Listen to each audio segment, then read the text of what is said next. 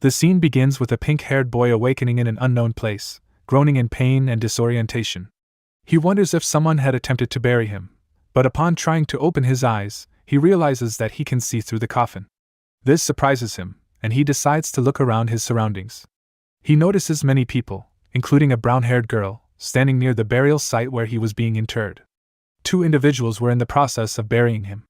One of the 2 people digging the grave approaches the brown-haired girl, telling her that she need not have come alone and that they could take care of the matter themselves. However, the girl silences him and thinks to herself that she needed to make sure that the boy was indeed buried so that she could find peace of mind. In this scene, the pink-haired boy introduces himself as Jiang Chen and reveals that he was considered a fool in 8 villages for 18 years. However, his life changed when he was brought into the Gu family and married Miss Guanxi. The reason for this was that an old Taoist had predicted that Jiang Chen's date of birth could cure Guanxi's illness. Jiang Chen explains that after the wedding, Guanxi deceived him with her fake care, and once she recovered, she poisoned him. To make matters worse, the Gu family agreed to this because they did not want to admit that a fool was their son-in-law. As Jiang Chen lay dying, a powerful spirit had fallen to earth and was attempting to take over his body, but it was accidentally absorbed by him. Jiang Chen asserts that in God's eyes, he is not only alive but also not foolish. Jiang Chen expresses his anger towards the Gu family and Guanxi, vowing to make them pay for what they have done. In this scene, Guanxi is waiting for a man named Sha Bai, who arrives in a car. Sha Bai is the general manager of the Dingfeng group and the direct heir to the Sha family. Guanxi calls him Brother Bai, and Sha Bai asks her if it is done. Soon, it's revealed that Sha Bai had something to do with Jiang Chen's apparent death. Sha Bai expresses his disdain for Jiang Chen, calling him a dog, and Guanxi reassures him that she will declare to the world that Jiang Chen died of illness. Sha Bai is relieved and indicates that their wedding can now be prepared faster. However, his true motivations are revealed when he thinks to himself that he needed financial funds from the Gu family due to recent crises in the Dingfeng group. He admits that he would not want to marry a married woman otherwise. As Sha Bai and Guanxi start to be physically inside the car, Jiang Chen unexpectedly emerges from the place where he was buried, surprising the 2 people who were burying him. They mistake him for a ghost. Sha Bai and Guanxi are completely taken aback and frozen with shock to see Jiang Chen alive and standing in front of them. Jiang Chen, on the other hand, seems to be calm and composed as he greets them casually. "Hello, are you having fun?" Despite being questioned by Sha Bai and Guanxi as to how he could possibly be alive, both of them are still in a state of disbelief and consider Jiang Chen to be a ghost. With a sly grin on his face, Jiang Chen pulls Sha Bai out of his car and hurls him onto the ground, relishing in the sight of his enemy's humiliation. "Playing with my wife? Hee hee," he sneers, a hint of menace in his voice. Jiang Chen then turns his attention to another foe, Guanxi, whom he had previously buried alive. With a swift motion, he digs up the spot where Guanxi had been interred and tosses her and Sha Bai into the pit together. Those 2 plead for mercy, but Jiang Chen is not one to show mercy to his enemies. "Killing you would only soil my hands," he declares. "I'll deal with you using cheap tricks, and then I'll call the reporters so that everyone in this city knows what kind of scum you are." As he walks away from the scene, Jiang Chen's thoughts turn to a mysterious soul that he has recently absorbed. Through this soul, he has gained access to the memories of a powerful entity known as Jiang Tianzuan. In these memories, he sees a world teeming with monsters and fierce warriors, and he learns of the many extraordinary techniques, medical skills, enchantments, and alchemy that Jiang Tianzuan had mastered. Despite the wealth of knowledge that he has gained, Jiang Chen knows that he will need to rely on his own spiritual energy to practice these techniques. As the morning sun rises over the horizon, Jiang Chen awakens from a restful night's sleep. Despite feeling comfortable and well-rested, he realizes that the spiritual energy in the surrounding mountain range is extremely thin, which may hinder his cultivation practice. However, Jiang Chen is not one to be discouraged by such setbacks. With a fierce determination in his heart, he proclaims, "But since God won't let me die, then I, Jiang Chen, will surely live this wonderful life." Meanwhile, at Jiang Chen's home, a group of unwelcome visitors arrives at his home.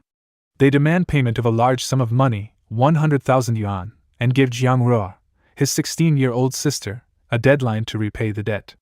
Jiang Ruo pleads for more time, but the visitors are adamant that they want their money back. The situation takes a darker turn when a red-haired man suggests that Jiang Ruo pay the debt with her body if she cannot come up with the money. However, Jiang Ruo resists this vile suggestion with all her might.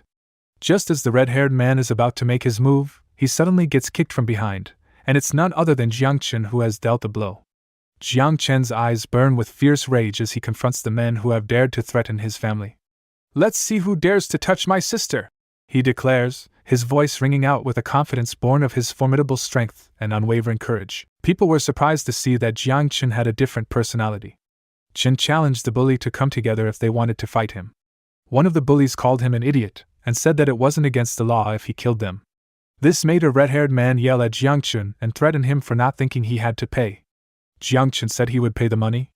The bullies were shocked to hear this because Jiang Chen only had 3 days to pay.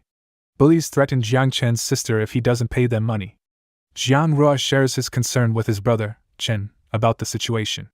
Despite being away for some time, Chen empathizes with his family's plight and offers reassurance. Chen asks why they have so much debt, and Jiang Rua explains that their father was angry and sick after being kicked out of Gu's family when they tried to visit Chen. Having no money, they borrowed 3,000 yuan from Gurdon, but the interest rate kept increasing, and the debt ballooned to 100,000 yuan. The bullies are now after their family to pay the debt, which has put them in danger. Jiang Chen shows his determination to take care of his family in their time of need. He recognizes the gravity of the situation and is willing to take on the responsibility of earning money to help his family pay off their debt and support their father's treatment. Jiang Chen's father, however, expresses his skepticism about the situation, as he believes that their financial situation is so dire that treatment may be impossible without money. Nonetheless, Jiang Chen remains steadfast and committed to finding a solution, assuring his family that they can count on him to take care of things. Jiang Chen has just used his healing powers to help his father feel better, leaving him feeling more youthful and comfortable. Chen's mother is surprised by this sudden turn of events and questions her son about what's happening. Chen reassures her that he will explain everything when the time is right, and he proceeds to check both of their health. In the next scene, Jiang Chen is at the Rekang group, and he discusses the company's history with his companions. The group has been in competition with the Gu family for decades, but they have always lost. Jiang Chen sees an opportunity to ally with the Rekang group since the enemy of his enemy is his friend. He decides to start with this group to achieve his goal of earning money to pay off his family's debt. Jiang Chen enters the Rekang group looking for Fang De, the chairman of the company. However, upon arrival, he is greeted by a receptionist who seems surprised to see him. Suddenly, a brown-haired man arrives and recognizes Jiang Chen as the son-in-law of the Gu family who was recently kicked out for allegedly molesting someone's nanny. The brown-haired man warns the receptionist to be careful and tells Jiang Chen to leave. However, when 2 bodyguards try to attack him, Jiang Chen uses his strength to knock them away with a single punch. Jiang Chen's unwavering determination and confidence are evident as he confronts the group of bodyguards blocking his way to see Fang De, the chairman of Rekang Group. Despite their threats and attempts to intimidate him, Jiang Chen remains unfazed and resolute in his goal. When the bodyguards attack him, Jiang Chen's impressive fighting skills are on full display as he effortlessly dispatches them with just 1 punch each. This demonstration of his physical prowess leaves both the brown-haired man and the receptionist in shock and disbelief, questioning how this fool could be such a skilled fighter. As the bodyguard trembles with fear, he exclaims in a trembling voice, "You! Stay away from me!" His heart races with anxiety as he looks upon the imposing figure before him. Jiang Chen, however, remains undeterred by the bodyguard's outburst and reiterates his demand with a firm voice. "I told you, I want to meet Fang De." The receptionist, sensing the urgency of the situation, acquiesces to Jiang Chen's request with trepidation. Yes, I will call him immediately." After placing the call, she informs Jiang Chen of the chairman's request. "Sir, the chairman has asked you to go up to the top floor first." Without hesitation, Jiang Chen makes his way to the top floor where he is greeted by a woman with brown hair. Her eyes lock onto his as she asks, "Are you Mr. Jiang? Please follow me." As Chen follows the lady, he can't help but think of her body and how he wishes she was wearing a uniform skirt. He then suddenly uses a skill that allows him to see underneath clothes and remarks that Xiang Tianzuan, the mysterious soul within him, really knows how to play as he possesses such a skill. The lady then notices Chen's nosebleed and asks if he is okay, to which Chen brushes it off and continues towards Feng De's office. Upon entering, Feng De comments on how Chen doesn't look like an idiot as everyone says he is. Chen gets straight to the point and offers a way to help Feng De's company surpass the Gu Group and become the #1 pharmaceutical giant in Xianshuan City. Feng De is surprised and asks what Chen is relying on and what he wants in return. Chen confidently asks for 100,000 yuan once everything is done and requests to borrow Feng De's lab for an hour. Feng De orders the brown-haired lady, Xiao He, to take Chen to the lab and make the necessary arrangements. Chen went into the lab and fell asleep. The lady with brown hair asked if they should call security, but Fengde said no and told her to watch. When Chen woke up, he said he slept well and it was time to start working. After a while, Chen said he was done and they should look at the results. Fengde questioned if that was all they were relying on and asked about the effects of the medicine. Chen said it could get rid of scars, whether old or new. The lady accused Chen of bragging and said it only took him 5 minutes. Chen pulled her down on the sofa and told her to be quiet while he poured the medicine on her wound. The lady was astonished as she felt a comfortable warmth and exclaimed, "It's so hot and comfortable. What's happening? Did the wound really disappear? It's really gone." Fengde, who was with her, was also amazed and said, "Did such a long scar really disappear in an instant?" Chen confidently suggested testing his ointment with more people if Fengde was unsure of its efficacy. However, Fengde declined to work with him, causing Chen to express his surprise and disappointment. Chen then decided to find someone else to work with, but his plans were interrupted by Guanqi's sudden appearance. Guanqi accused Chen of stealing confidential information from the Gu group and gave him 2 choices: hand over the scar removal, prescription, or go to jail. Chen smiled and asked if Guanqi was accusing him of stealing from her house. Guanqi didn't care and gave Chen a chance to hand it over and live peacefully since they were married. The woman with brown hair addressed Chen and exclaimed, "So the medicine is stolen? I really misjudged you." Fengde then spoke and expressed his surprise. "Jiang Chen, I never thought you would do such a thing." Guanqi interrupted, reminding everyone that time is precious, and handed Chen a card with a password and 500,000 yuan in it, stating that it would be enough for his family to live a comfortable life. However, Chen threw the card away and expressed his disgust, saying, "Your Gu family's money, that's disgusting. If you say that I stole the recipe, then you can read out the recipe and listen to it." Guanqi's family lawyer, Fan Jian, then suggested that they let the police handle the situation, to which Guanqi agreed, saying that Chen would go to jail. Instead of replying to their threats, Chen spoke to the lawyer and asked if he had ever taken medication for kidney deficiency, stating that he could cure it.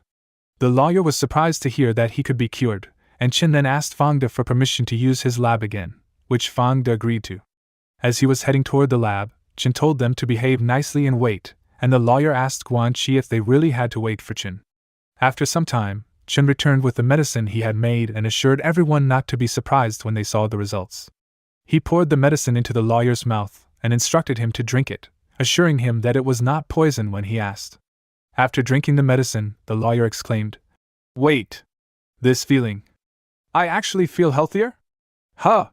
My body actually feels cured!" Fan Jian exclaimed in surprise. "That medicine really has a miraculous effect?" Chen then teased Guanqi and asked if she would still accuse him of stealing from her family. Guanqi, feeling embarrassed, admitted that Chen had won this time and gave him some advice, saying that one's talent could make others envious. Chen responded by saying that he found it interesting and wanted to see who would dare to fight him. Guanqi and the lawyer then left the scene.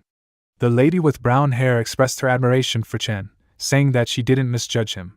Fengde also felt embarrassed and admitted that he had been blind before, mentioning the cooperation that Chen had offered. However, Chen interrupted him, saying that they were no longer suitable for cooperation. Chen then asked Fengde why Guanqi knew he was there, and that he had created a new medicine. Fengde was afraid and tried to calm Chen down, suggesting that they could be friends and that Rakong Group would be willing to buy Chen's products at double the price if he had any new research in the future. Jiang Chen said that he would discuss it later and began to leave, while Fengde chased after him. However, Jiang Chen left without looking back. Chen is sitting on a bench in the city and thinking about the blockade set up by the Gu family. He reflects on how he was rejected by another pharmaceutical company after leaving Rakong Group. The city police sent by the Gu family had even blocked the stalls in the square. Chen realizes that he needs to take action. Suddenly, he sees the news on the billboard about the return of Miss Mu Shixue, the daughter of the most affluent group in the city, after her trip to South Africa.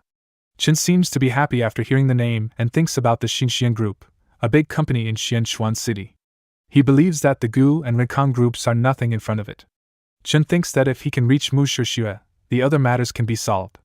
As Chen was lost in his thoughts, a group of people suddenly approached him and threatened him to hand over the secret medicine recipe. One of them gave him a 3-second ultimatum to comply, while the other threatened to kill him on the spot. In response, Chen punched one of them and sent him flying in a single blow. He then warned them to go back and inform the Gu family that he is not afraid of them, and is waiting for them to come back anytime. The bullies ran away in fear from Chen's display of strength. Chen was practicing his cultivation techniques in a mountainous area when he realized that he needed to use celestial measuring techniques to locate Mu Shixue. He explained that this technique could spy on the will of heaven, and help with prophecy, and past and present life, making it useful for finding people like Mu Shixue. Chen started to search for Mu Shixue using this technique, and after some time, he was able to locate her. Chen found Mu Shixue and positioned himself directly in front of Mu Shixue's car to make it stop. Chen then faked being hit by the car. Spectators who witnessed the incident expressed outrage, saying that the driver of the luxury car showed a disregard for human life.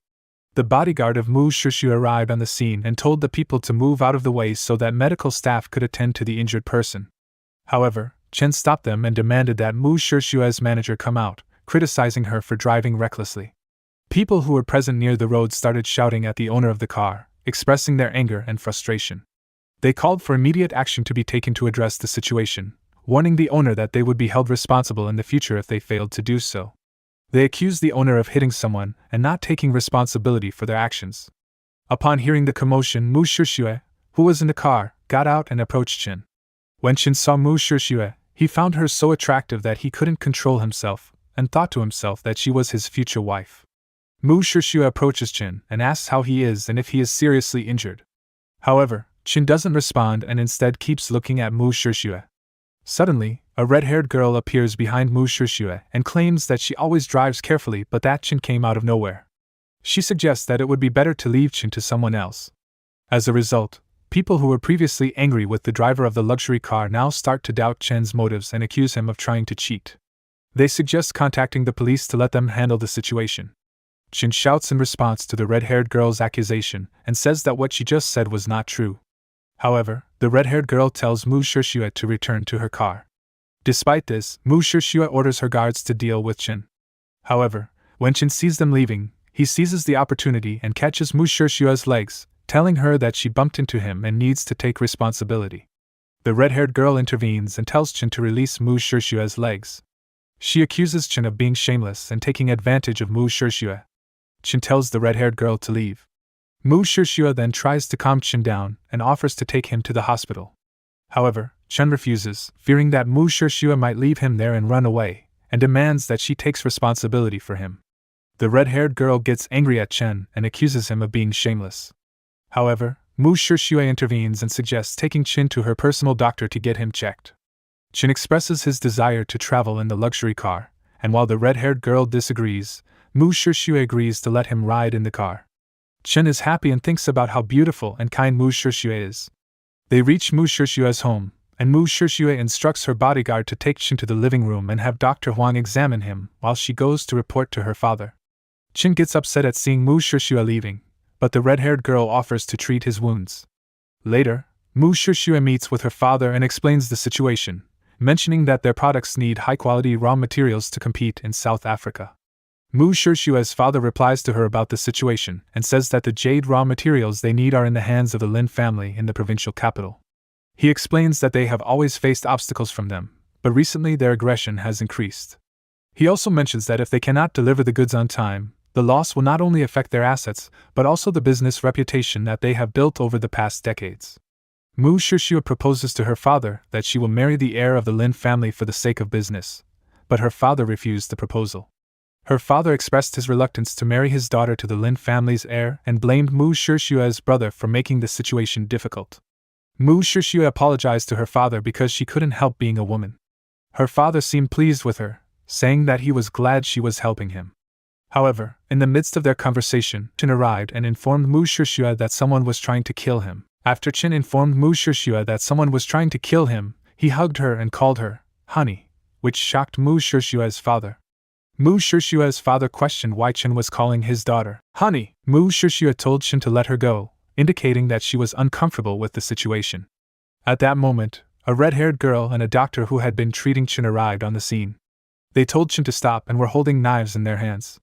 Mu Shixue's father questioned the red-haired girl and the doctor about why they were carrying knives. In response, Chen accused them of trying to harm him by castrating him even though he was not married yet. This statement made the red-haired girl angry, and she expressed her frustration with the mess they had gone through to chase Chen. However, instead of taking her seriously, Chen made fun of her. Mu Shixue's father ordered the doctor and the red-haired girl to leave the room and asked Chen about his identity. In response, Chen claimed to be Mu Shixue's future husband, which made Mu Shixue's father burst out laughing. However, their conversation was interrupted by a butler who arrived and informed them that Chen was a fool. The butler conducted an investigation and found out that Chen's real name was Jiang Chen, and he came from a village outside the city called Hongxi. According to the butler, Chen was known as a fool in 10 miles and 8 villages, and he had married the lady of the Gu family 6 months ago. A few days ago, Chen was expelled from the Gu family for molesting the nanny and stealing property. Mu Shixue's father became furious after learning about Chen's true identity, and ordered the Mu family's experts to kill him and throw him out of the house. The bodyguards tried to execute the order, but Chen surprised them by kicking one of the bodyguards, who flew back and hit the wall, getting knocked out. Chen's unexpected attack surprised Mu Shixue, who questioned whether he was really a fool. Despite their colleague being beaten up, the other bodyguards threatened to kill Chen, but Mu Shixue's father intervened and ordered them to stand down. Mu Shixue's father is amazed by Chen's fighting ability and wonders how he could hurt their hidden martial artists with just one move.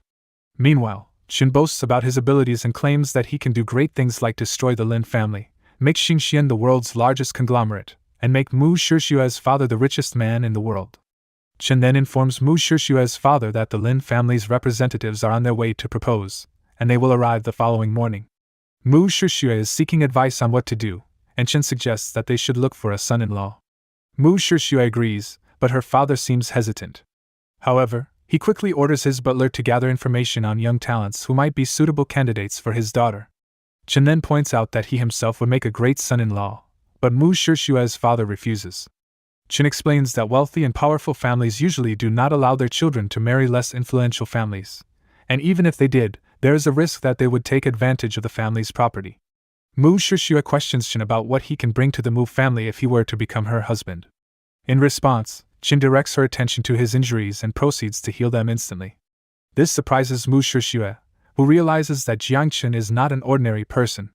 She also recalls how he was able to easily defeat a skilled martial artist from the Mu family earlier. This leads her to believe that Chen might be a hidden master. Impressed by his abilities, Mu Shixue decides to make Chen her husband and informs her father of her decision. Next, a man with red hair is bothering Chen's sister at their home.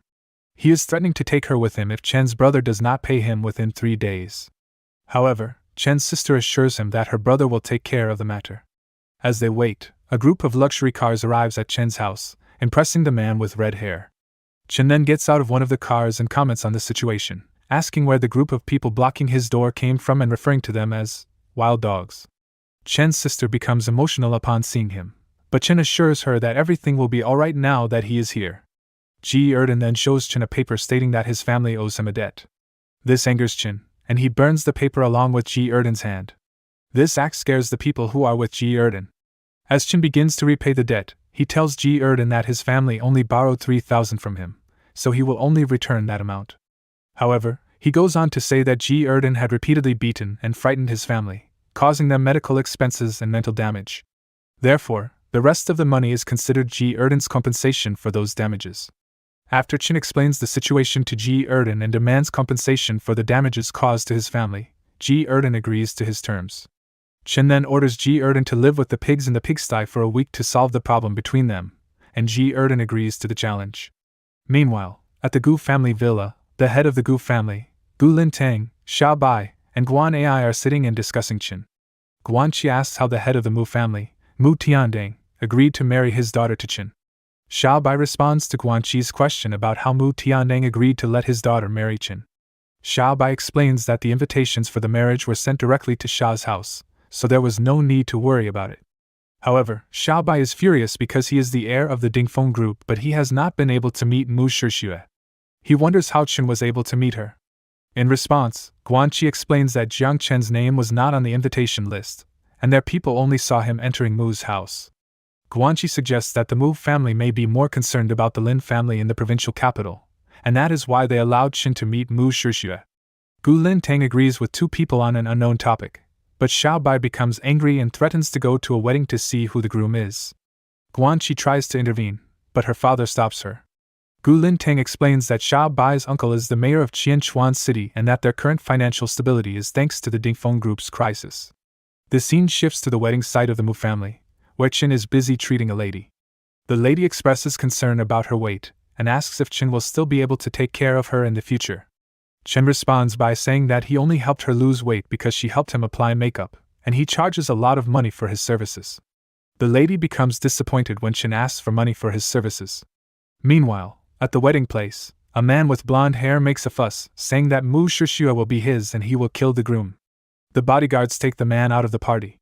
It is then announced to welcome the bride and groom, and Chen, who is in a lady's wedding dress, and Mu Shishua, who is in a groom's dress, enter. But everyone starts to gossip about Chen's appearance, thinking that the groom is a pervert. Mu Shishua's father gets angry about Chen's appearance, but he was stopped by a lady by his side. Suddenly, the wedding gate opens, and a man with his bald bodyguard enters and says, "Mr. Mu, I'm afraid it is not appropriate to not invite me to your daughter's wedding." Chen asks Mu Shishua about the person who just entered the wedding, and Mu Shishua explains that it is the Lin family, led by Lin Ziyuan, who is nicknamed Smiling Tiger. He is the younger brother of the head of the Lin family, and the current number 2 Lin family member. The bald man with him is his most reliable accomplice. Chen then reflects on the bald man's level of power, which he believes to be at least at the dark power level. He goes on to explain that, when he asked Mu family martial artists about martial artists, they explained that there are 5 levels of martial artists: Jing Jin, Ming Jin, En Jin, Hua Jin, and Dan Jin. Each stage is subdivided into early, middle, and late stages. It is said that Dan Jin's last stage martial artists can cultivate a body-protecting aura, and there are only 10 martial artists in all of Huaxia who can reach the Dan Jin level. Chen is impressed by the power of the Lin family, and he suspects that there is an expert behind their strength. Meanwhile, Mu Shishua's father confronts Lin Ziyuan and asks why he is there. Lin Ziyuan apologizes for coming uninvited, and Mu Shishua's father orders the wedding to proceed. However, as the host begins to announce the wedding, a dagger suddenly flies toward Chen and shatters his mask into pieces. The bald man who threw the dagger mocks Chen, questioning why he wears a mask at his own wedding and suggesting that he is unable to meet other people.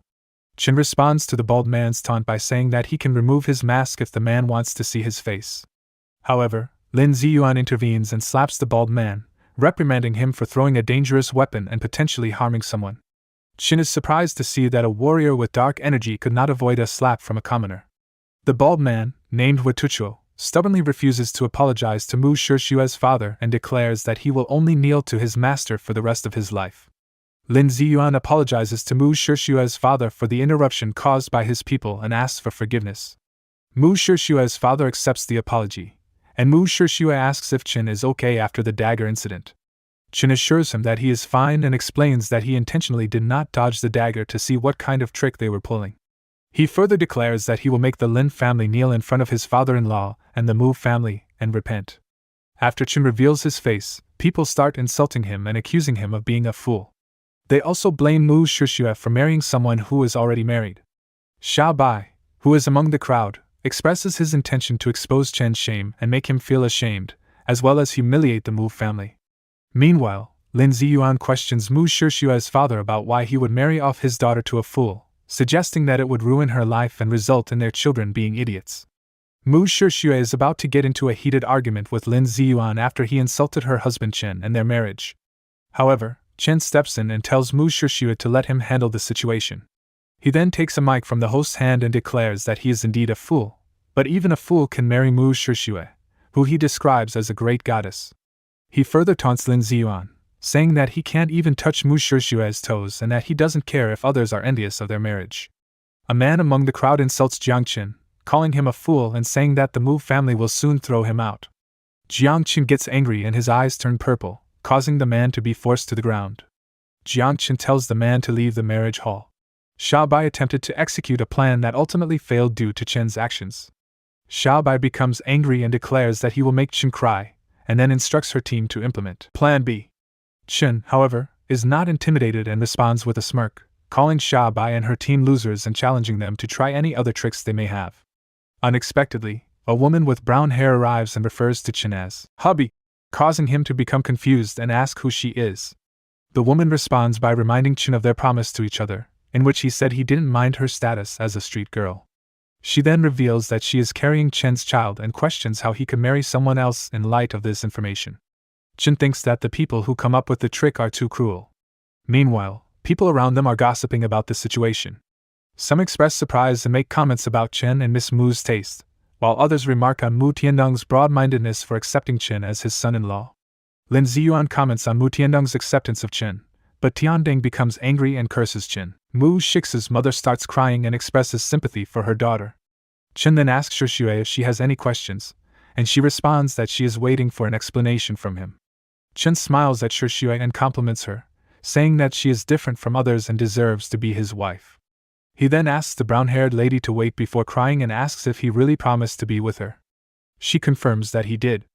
However, Chen's eyes suddenly change color to purple, and he asks the brown-haired lady to take a closer look.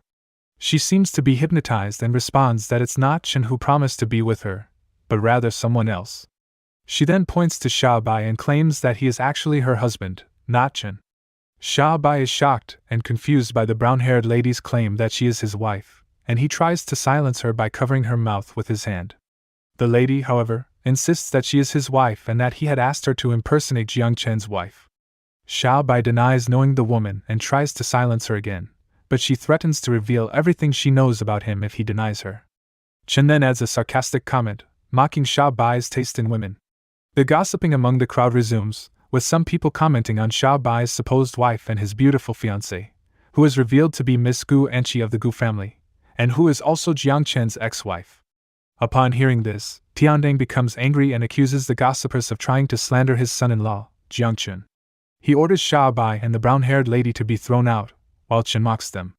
Chen then turns to the rest of the people present and asks if anyone else has a problem with him joining the Mu family.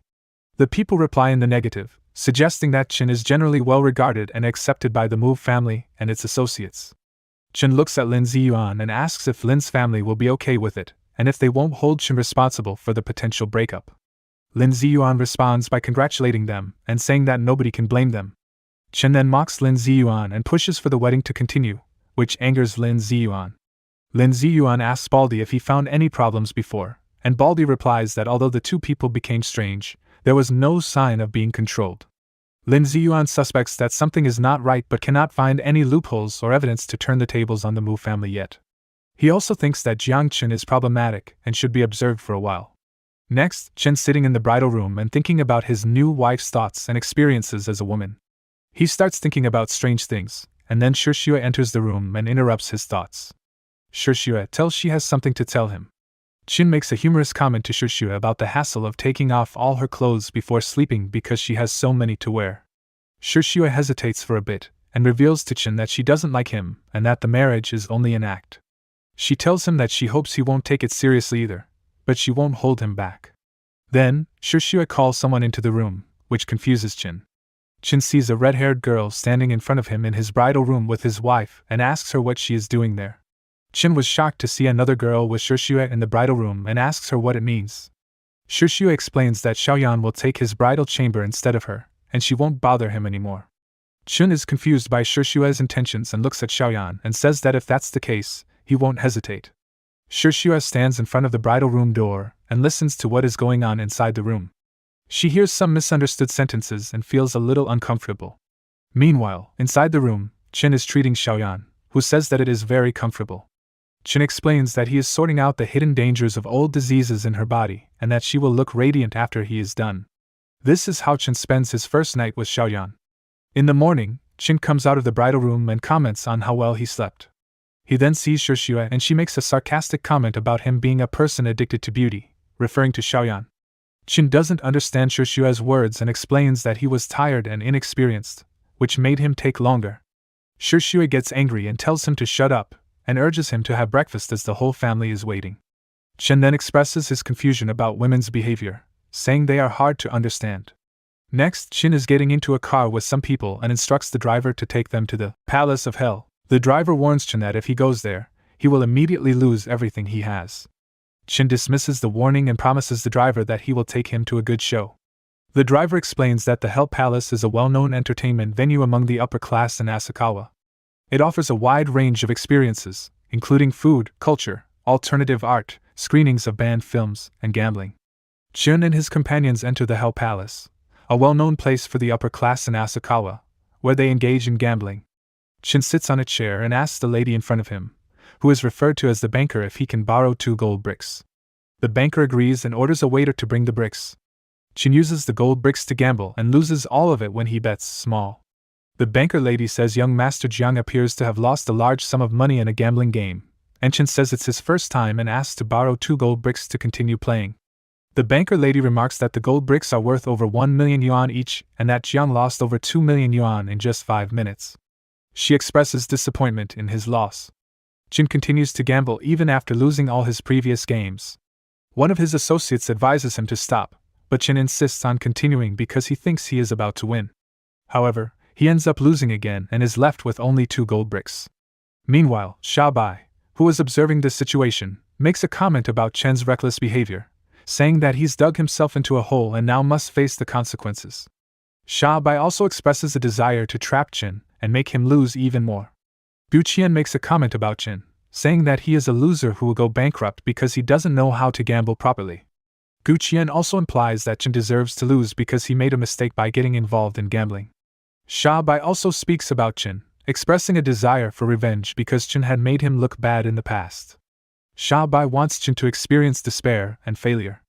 However, the banker lady tries to console Chen by suggesting that he play again and possibly win back his losses. Despite having lost all his money, Chen seems undeterred and even optimistic about his chances.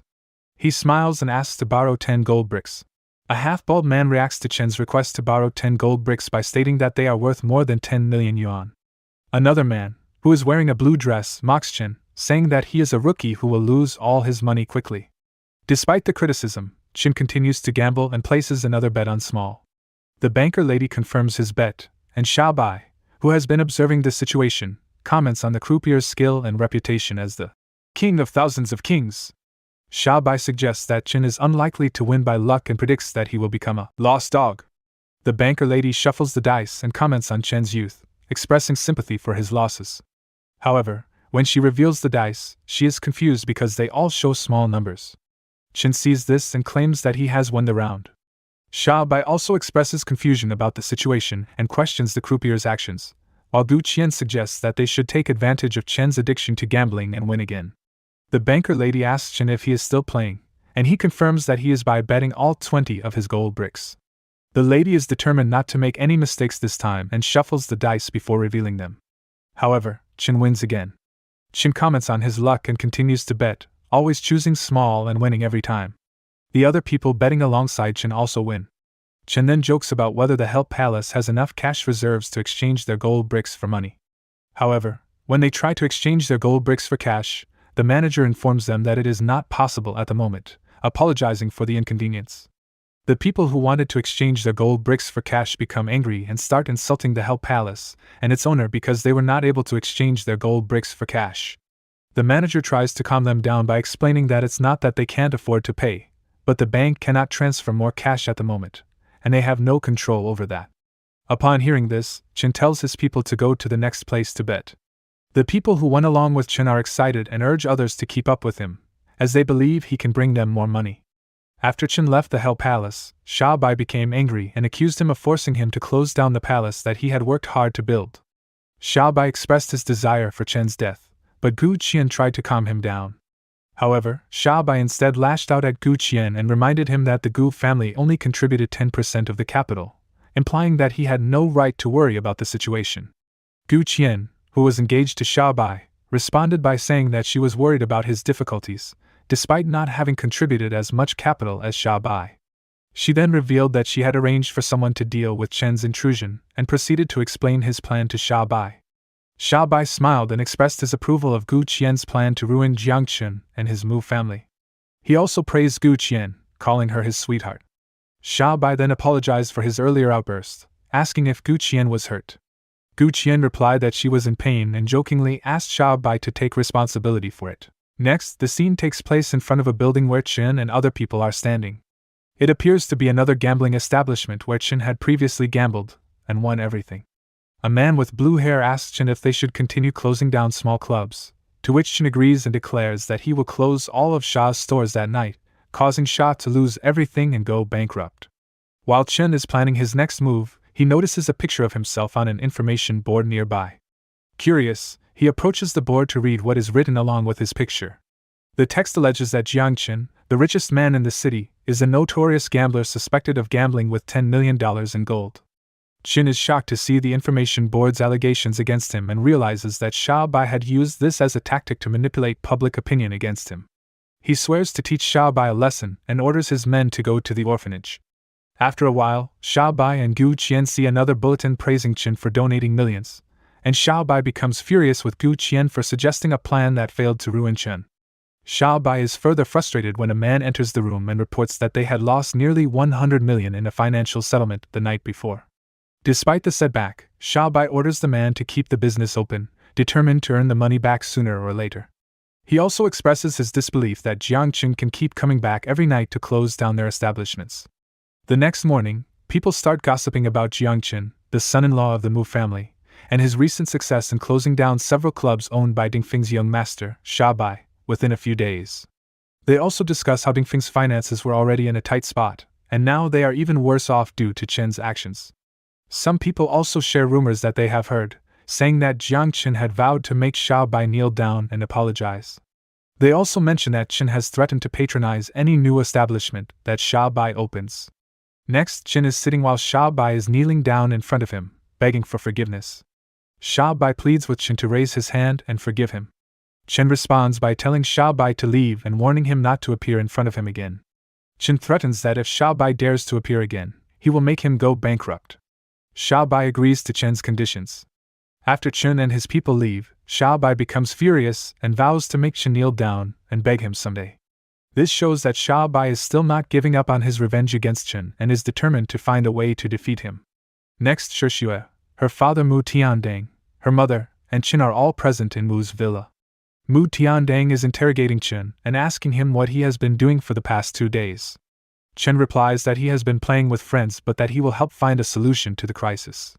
However, Mu Tiandang gets angry and accuses Chen of lying and lacking integrity.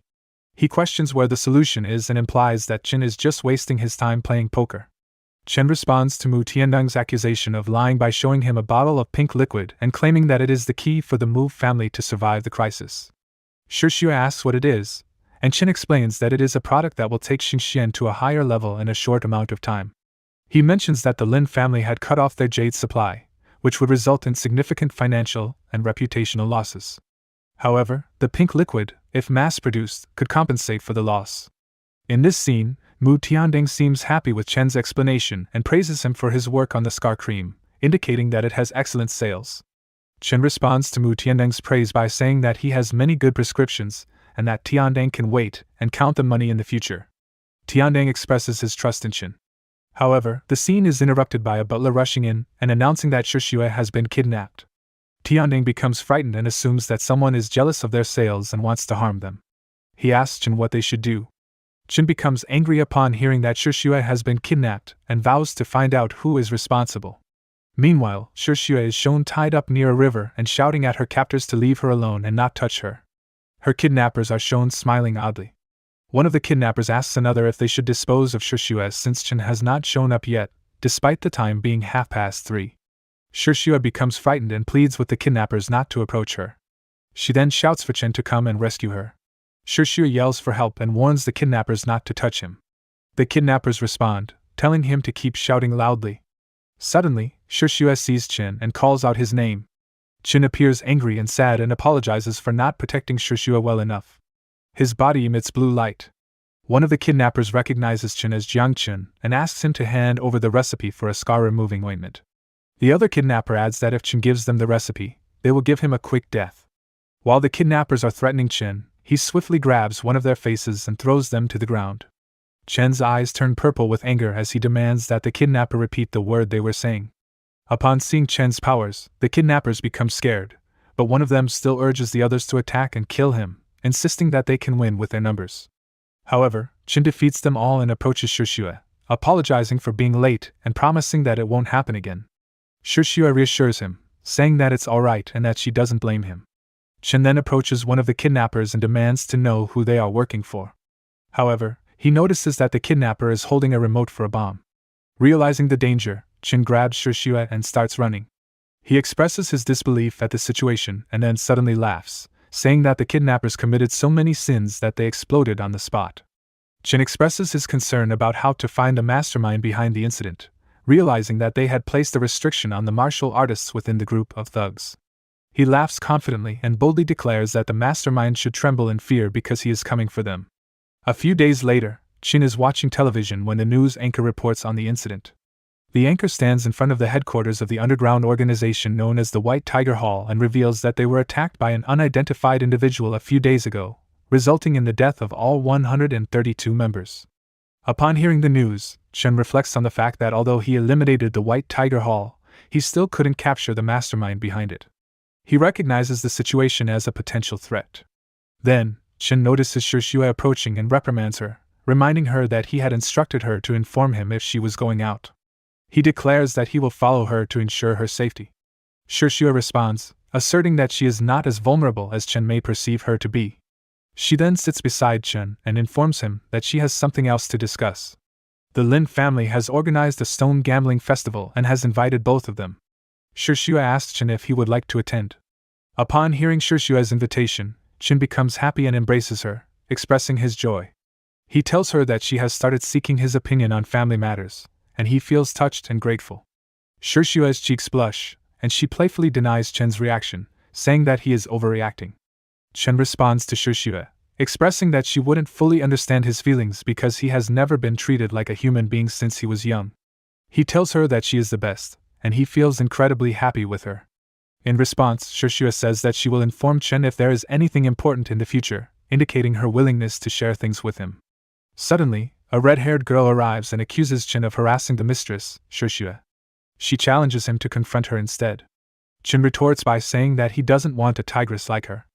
The red-haired girl objects to being called a tigress and demands that Chen stop right there.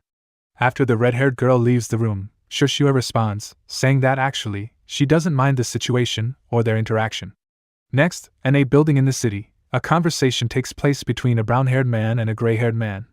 The brown-haired man addresses the gray-haired man as Jia Hao, asking if he has come up with a plan to bring down the Mu family.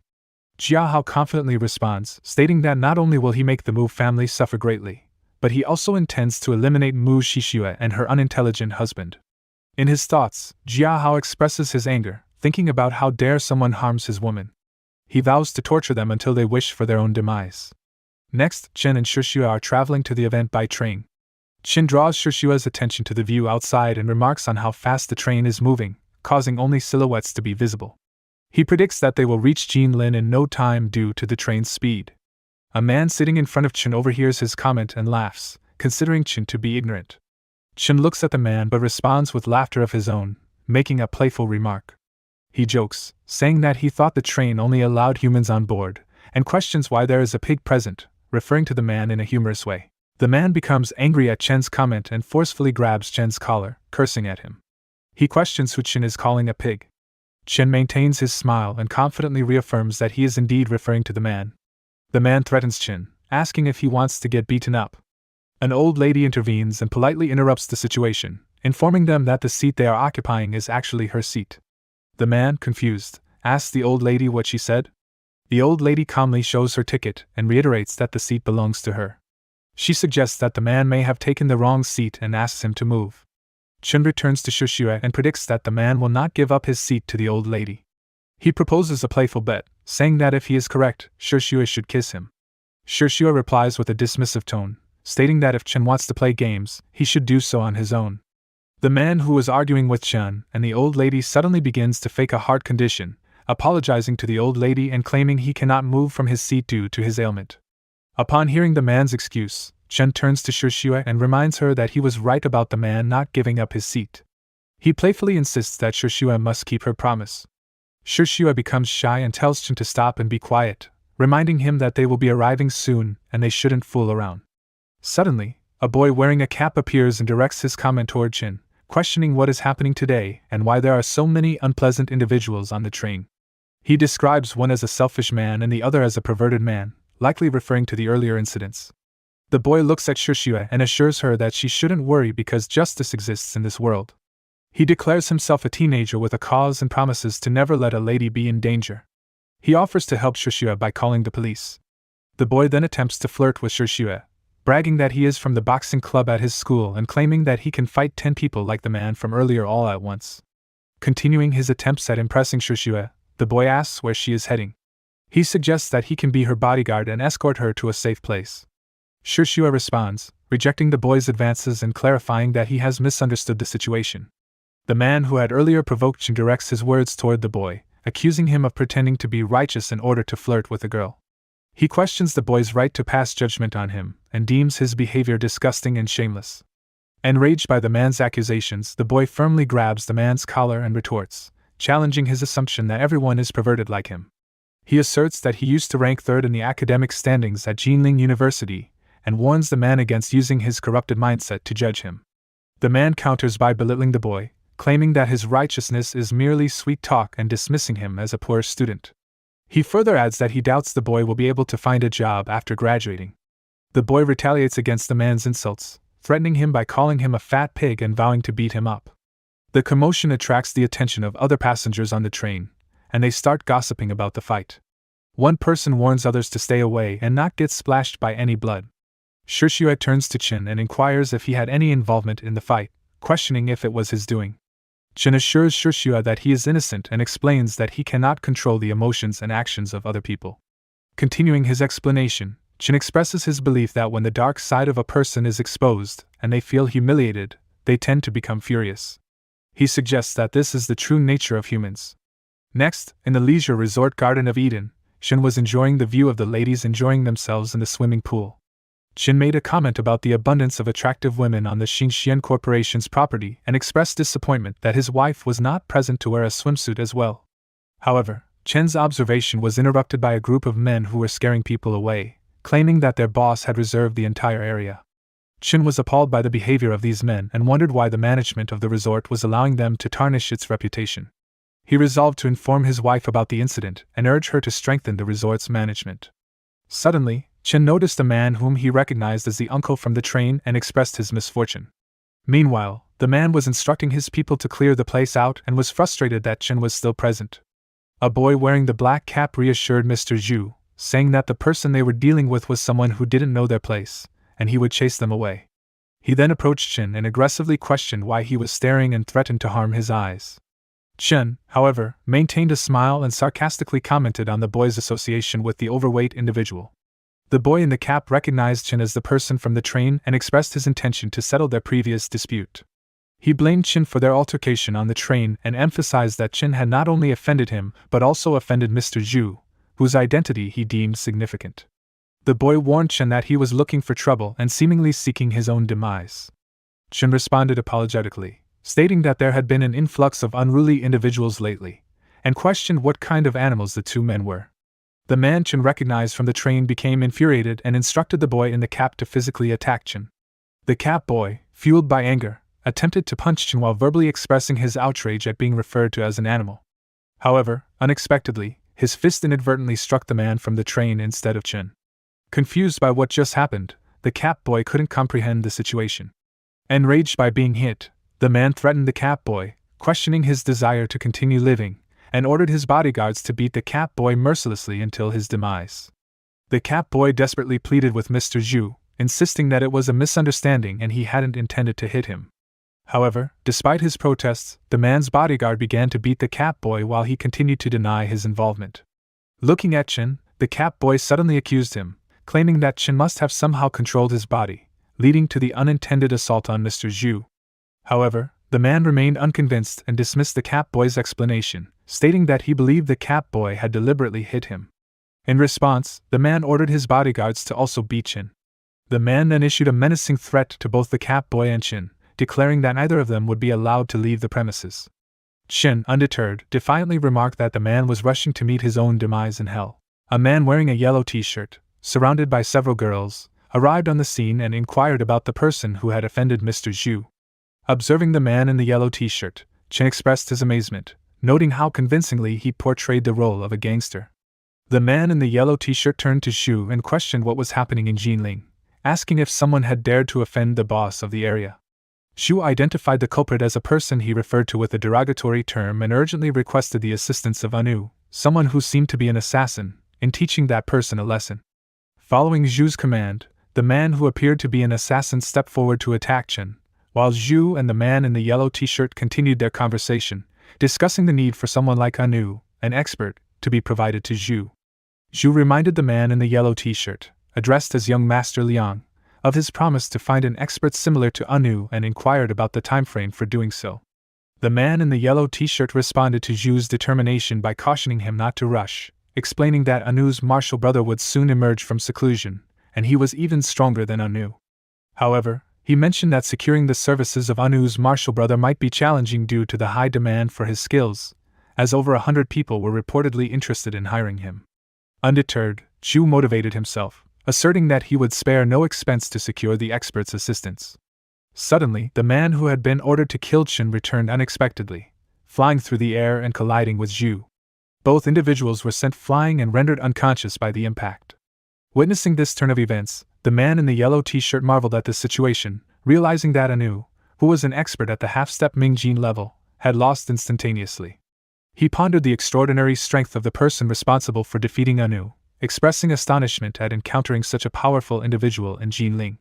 Chen, observing the chaos, fearlessly challenged them, inviting anyone else who dared to confront him to do so simultaneously. At that moment, the manager of the establishment arrived and inquired about the commotion, seeking to understand what had transpired.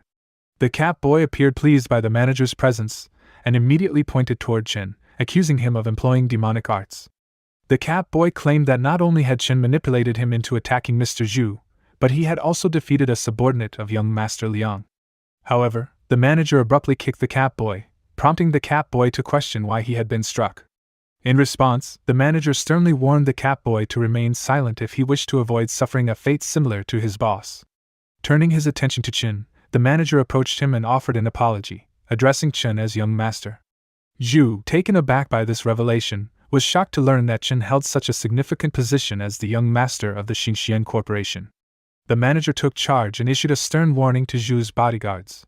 He commanded them to swiftly escort their boss out of the Garden of Eden and instructed them to inform Zhu that he had 3 days to leave Jinling, or else they would face severe consequences for daring to offend his young master. Following the manager's threats, Zhu reluctantly left the premises along with his bodyguards. Meanwhile, Chen expressed his frustration, finding the situation tiresome and referring to it as a pile of trash that had dampened his mood. He inquired about the status of his wife's meeting, and the manager assured him that it had just concluded, offering to accompany Chen to the location. Observing these events unfold, the man in the yellow t-shirt contemplated the strength displayed by the young master of the Xinxian Corporation. He recognized that this encounter would likely bring about significant changes in Jinling, foreshadowing a transformation in the city's dynamics. Next, Chen and Shixue were reunited, and Chen immediately embraced Shixue, expressing how much he missed her. Shixue playfully responded, remarking that they had only been apart for half a day and that Chen was exaggerating his longing. In response, Chen made a funny face, comparing each second without Shixue to a year. Shixue decided to end the teasing and moved on to discuss their plans for the following day. She informed Chen that they would be attending the Stone Gambling Festival and asked if he had a formal outfit for the occasion.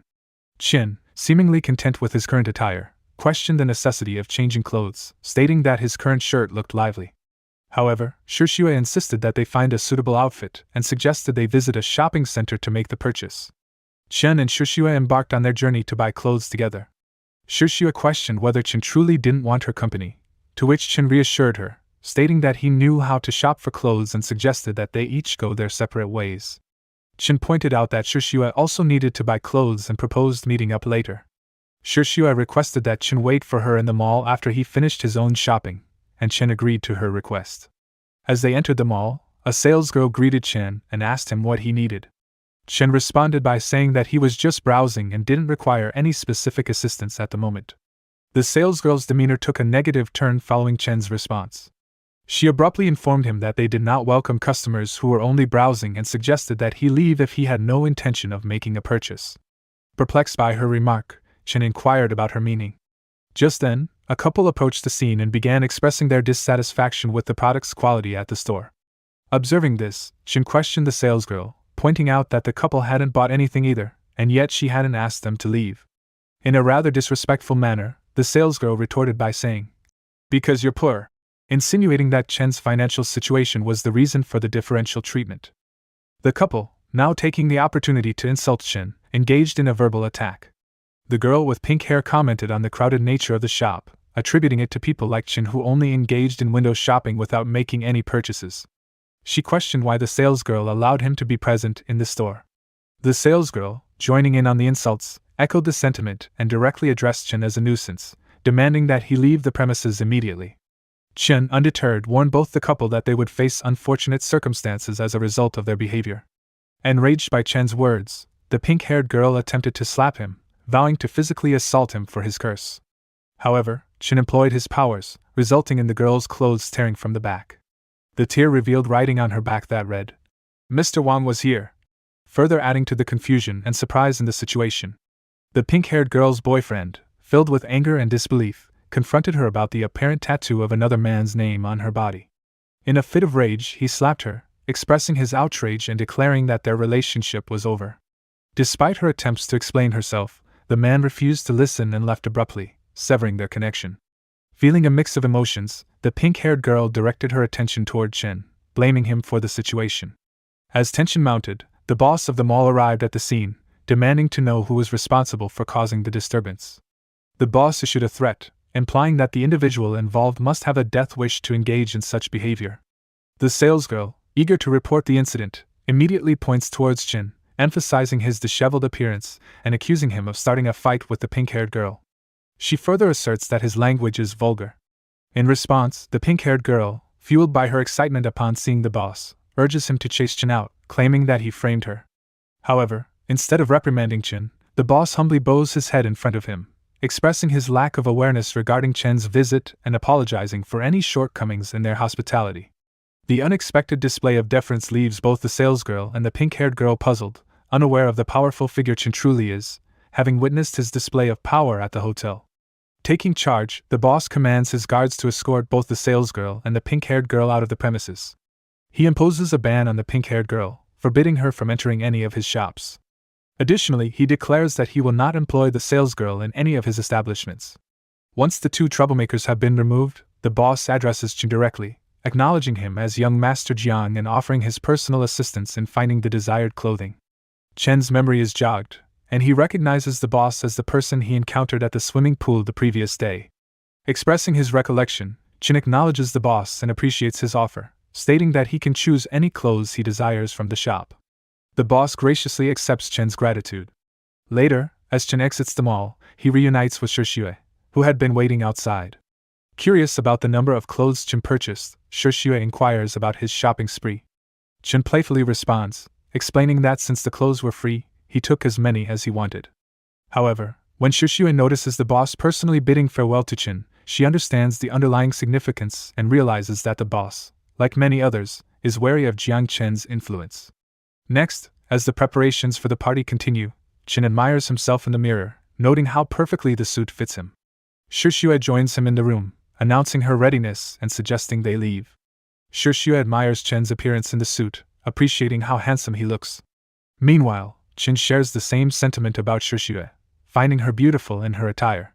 Chen playfully asks Shixue for permission to be her partner for the event, referring to her as his gorgeous lady.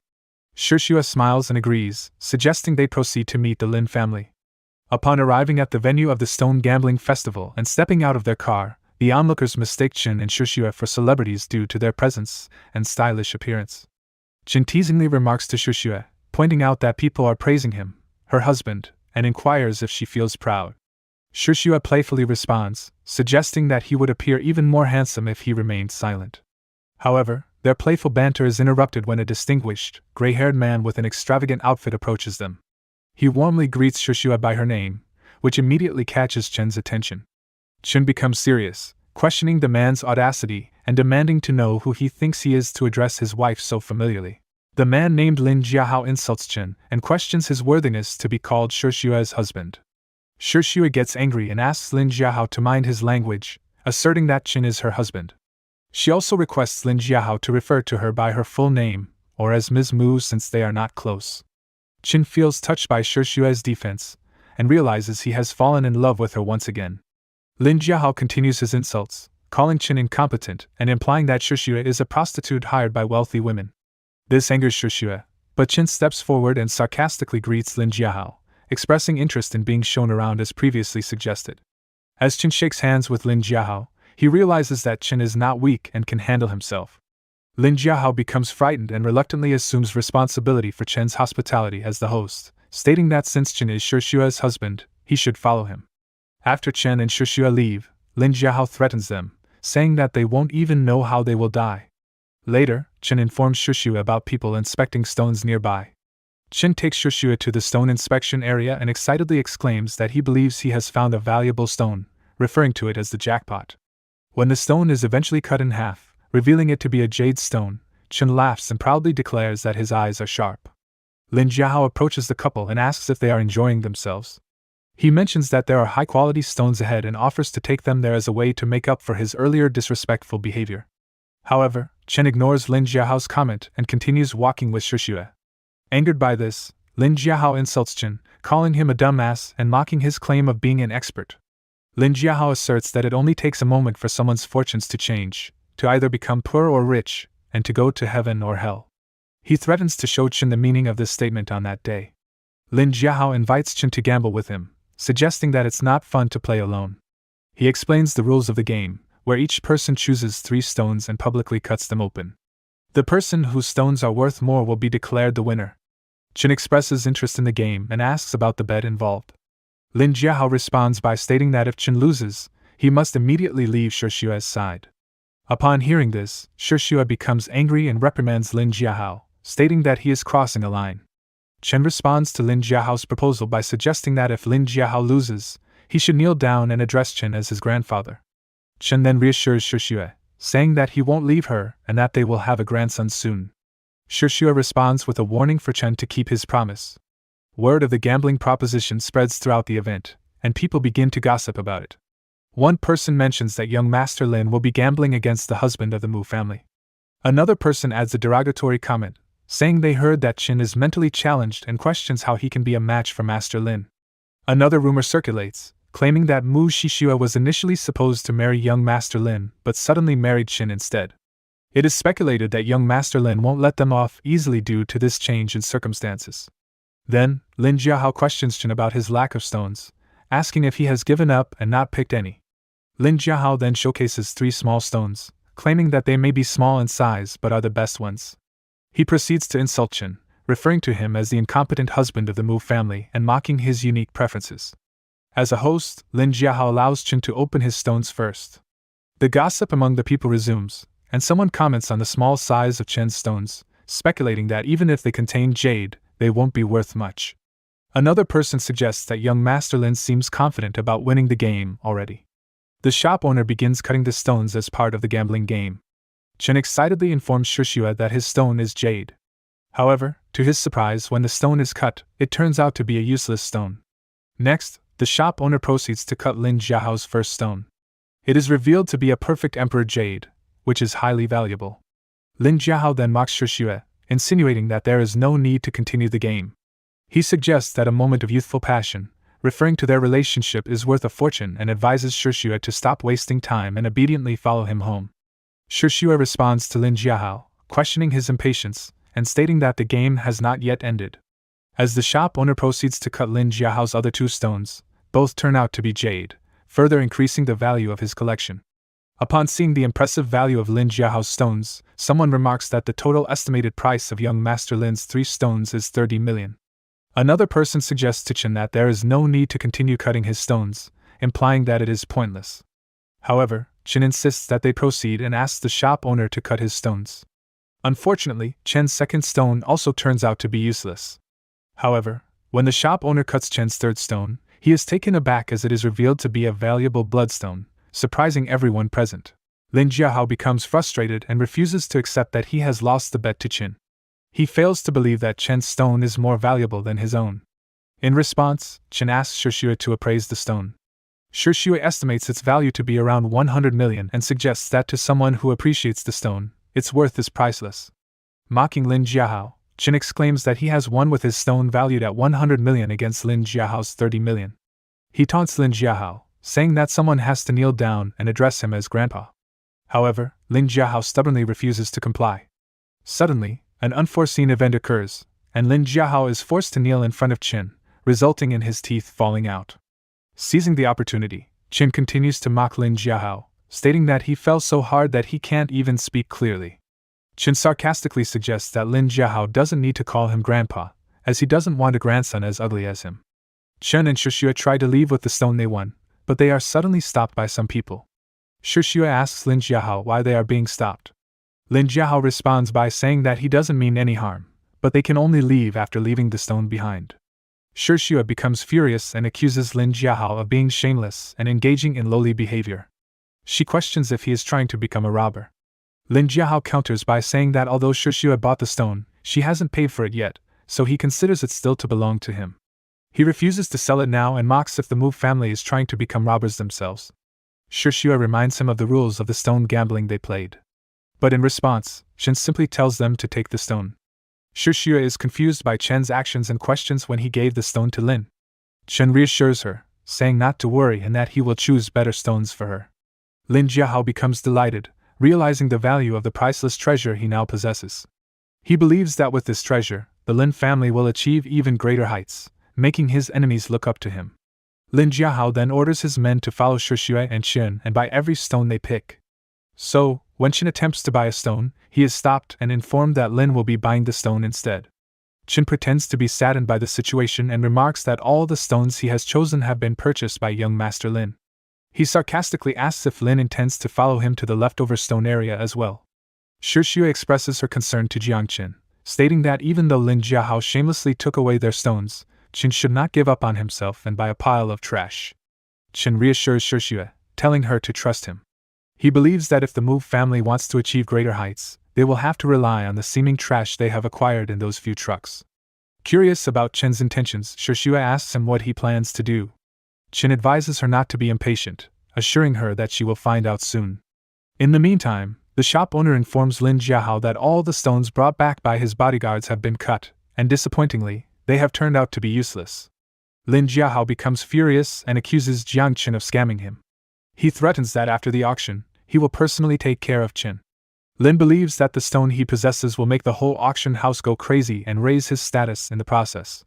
At the auction house, the host announces that the next item is the last and most precious one of the day, provided by young Master Lin of the Li family. It is a naturally formed, one-of-a-kind dragon-shaped bloodstone. The starting price is set at 300 million. Bidding starts, with someone offering 400 million, followed by another bid of 1 billion. Lin is pleased to see high bids and instructs to raise the price further, as he envisions the wealth contributing to the Lin family's rise as a major power. However, suddenly the bloodstone shatters, surprising everyone. The host immediately orders the bodyguards to lock down the auction house and pause the auction. Lin is shocked and devastated to witness the destruction of his prized stone. Lin Jiahao becomes furious and commands his men to find Jiang Chen and Shishue. He demands that they come out immediately, threatening to tear down the holiday villa if they don't comply. However, a man informs Lin that Shishue and her husband have already left the previous night. This news further infuriates Lin, blaming Chen and Shishue for making the Lin family a laughingstock in Jinling. He vows to pursue them and prevent them from living a peaceful life. Meanwhile, Chen sneezes, which catches Shishue's attention. She expresses concern, asking if he's alright and if he caught a cold. Chen playfully speculates that his sneeze might be a result of someone talking about him behind his back. Shishue notices her father's tension regarding the acquisition of raw materials for crafting gemstones. She expresses her hope to obtain good materials from the stones they have acquired. Chen reassures Shishue, promising not to disappoint her. Suddenly, a messenger arrives and urgently informs Chen about the stones. Shishue and her father quickly rush to see what has happened to the stones they purchased. They are shocked to discover that all the stones have turned out to be jade. Chen confidently states, "Darling, I told you I wouldn't disappoint you." Overwhelmed with gratitude, Shishue embraces Chen and expresses her thanks for everything he has done for the Mu family. She apologizes for doubting him in the past. Shishue's father expresses admiration and praise for Chen, stating that he is like a lucky charm for the Mu family. Later that night, at the Mu family villa, Chen is engaged in cultivating his skills. He reflects on his previous training with the Basic Chi Cultivating Manual, and notes that an average person would require 3 years to fully master the Purple Yang Celestial Deity technique. However, since he wholeheartedly rested for an entire night, he has noticed a significant increase in his training speed.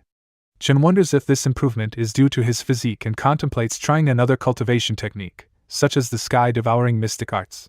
He sees it as a technique that allows him to grow stronger by consuming, which he finds suitable for someone like him who tends to be lazy. Chen begins practicing the sky-devouring mystic arts cultivation technique, focusing on filling his body's meridians with spiritual energy. However, his concentration is interrupted when Shishua enters his room and announces that she intends to sleep there. Chen is taken aback by the sudden change, but Shishua explains that as a couple, it is normal for them to share the same room. Shishua expresses her gratitude towards Chen, acknowledging the significant help he has provided to the Mu family. She suggests that her father's previous statement about Chen being the family's lucky charm might hold some truth. Chen, feeling pleased, responds to Shishua, expressing his agreement and saying that she asked for this arrangement willingly. As Chen and Shishua are about to engage in a physical encounter, Chen's thoughts take an unexpected turn. He perceives Shishua's body as food and comments internally, "It smells delicious." However, this thought immediately alarms him, causing him to question himself. Wait! What was I thinking? What do I mean by delicious? This realization prompts Chen to abruptly stop, leaving Shishua curious about his sudden change in behavior. Meanwhile, a red-haired girl contemplates Chen's absence and expresses her disappointment, noting that he hasn't come to see her despite his return. Just as Chen abruptly stands up and starts running without explaining himself, the red-haired girl witnesses his panicked state and jokingly asks if he is being chased by a ghost. She then approaches Shishua and asks if Jiang Chen, referring to Chen, has bullied her again, offering to find him on her behalf. Shishua responds, saying that Chen left without doing anything to her. Shishua misunderstood the situation and began to contemplate, wondering, could it be that he doesn't like me at all? He should at least pretend. Meanwhile, Chen, feeling perplexed, questioned himself, thinking, damn it! Just a moment ago, I wanted to eat Shishua. Next, Chen is seen by some maids in front of a door in the morning. They notice his unusual behavior and ask what happened to him. Chen, sensing his strange cravings and wanting to protect the maids, warns them to stay away from him and not come near. However, Chen's thoughts betray his inner struggle as he contemplates the maids, thinking, I want to eat them up. They smell delicious. This thought reveals his growing hunger and disturbing desire to consume the maids. The maids, frightened by Chen's behavior and remarks, decide it's best to leave the situation quickly, expressing concern about his strange actions. Meanwhile, Chen tries to make sense of his condition and reflects on his hunger and loss of control. He suspects that there may be something wrong with the sky-devouring mystic arts, the cultivation technique he has been practicing. Chen realizes that these techniques may have led to his abnormal cravings and potentially dangerous behavior. Chen, realizing the potential danger of his uncontrollable cravings, decides that it would be best to isolate himself in a room. He acknowledges that he might accidentally bite people if he can't control himself, and wants to avoid any troublesome situations. While in the room, Chen notices a computer and, due to his distorted appetite, feels a strange desire to eat it along with the books in the room. His abnormal cravings seem to extend beyond just food. Suddenly, the red-haired girl enters the room and accuses Chen of hiding there. She confronts him, mentioning how he had bullied the young lady the previous night. Observing Chen's discomfort as he holds his stomach, she questions him about his actions. Chen, taken aback by the accusation, asks if there is a problem. The red-haired girl informs him that the young lady has been sulking since morning and inquires about what he did the previous night, suggesting that his actions may have upset or hurt the young lady. Chen confronts the red-haired girl, cornering her against the wall. He asks if she approached him solely because of the young lady, or if she has any intentions of pleasing him. His words suggest a provocative and inappropriate tone. The red-haired girl responds with disbelief, questioning the nonsense he is speaking and informing him that the CEO is looking for him. Chen, undeterred by her response, acknowledges that he is aware of the CEO's search for him but proceeds to make an unsettling comment about her scent, implying a desire to consume or harm her. Outraged, she denounces him as a pervert and expresses her disbelief that the young lady could have any fondness for him. She warns Chen that if he were to mistreat the young lady again, she would physically confront and fight him. Later, Chen approaches Shishua's father and inquires if he was seeking him. Upon seeing Chen, Shishua tells her father that she will leave if there is no further business or matter to attend to, implying her intention to depart from the situation. Chen attempts to prevent Shishua from leaving, but she dismisses him by using the excuse of being busy and bids him farewell. Shishua's father takes the opportunity to address Chen, stating that it is the right time for him to take action. He suggests that Chen has been at home for too long and should return to school to pursue his studies. Shishua's father introduces Professor Han, a man wearing glasses, who has prepared a test paper to determine Chen's appropriate starting grade. It is mentioned that Professor Han is aware of Chen's lack of prior schooling, so the test questions will not be excessively difficult. Shue's father encourages Chen not to feel pressured. Chen examines the question paper and finds it intriguing. He acknowledges that he has never attended school before and considers it an interesting opportunity to give it a try. Chen surprises Professor Han with his answers to the test questions. The professor is shocked to see that Chen has answered everything correctly, even including some university-level questions. He finds it unbelievable that someone who hasn't attended school before could perform so well. This realization prompts Chen to attribute his success to the sky-devouring mystic arts, as he believes that he can gain knowledge from the items he consumes. He expresses gratitude for having recently eaten a row of books and a computer, which he believes contributed to his newfound intelligence. Professor Han is impressed by Chen's intelligence and talent, and he informs Shue's father, Mr. Mu, about Chen's exceptional abilities. He suggests that Chen should be allowed to attend the university where Professor Han is lecturing.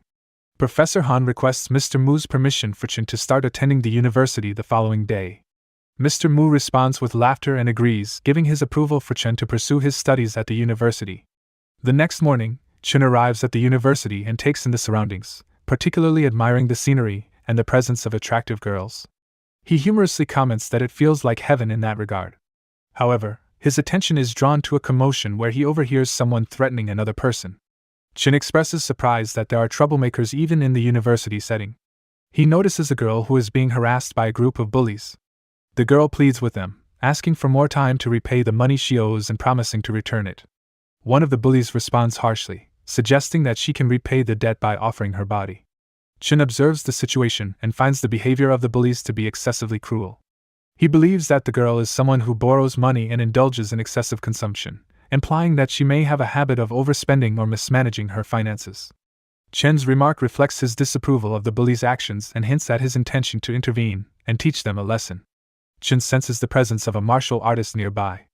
The girl, recognizing Chen's presence, appeals to him for assistance in her predicament, likely seeking his help against the bullies. However, one of the bullies issues a warning to Chen, highlighting the girl's debt to them and advising him to stay out of their affairs. So, Chen starts to get away from the place. The girl, disappointed and frustrated with Chen's decision to leave, confronts him by questioning his lack of compassion in the face of witnessing her being bullied. She implies that a real man would feel compelled to help and protect a girl in distress. Chen then asks the girl why should he save her. The girl confronts Chen about his apparent lack of conscience, and asks him why he didn't intervene when she was being bullied by two gangsters. Chen defends his decision by highlighting the risks involved in taking on the bullies. He points out that the two individuals were physically larger than him and armed with weapons, implying that his own safety would have been compromised. Chen then brings up his elderly parents, indicating that he has responsibilities towards them and cannot afford to put himself in harm's way. Furthermore, Chen puts some blame on the girl herself, suggesting that her current predicament may be a consequence of her own actions.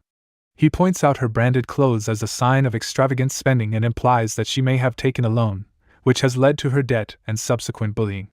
Hearing Chen, one of the bullies defends their actions, stating that it's normal to pay back debts. Chen, still waiting for the hidden martial artist to reveal himself, expresses his frustration and sarcastically wonders if the martial artist wants to make a grand entrance and be perceived as a superhero by the girl.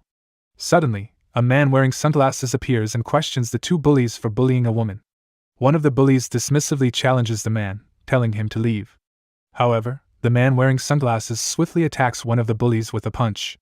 Observing the turn of events, Chen cynically comments on the situation, referring to it as the cliché "the hero rescues the damsel" trope.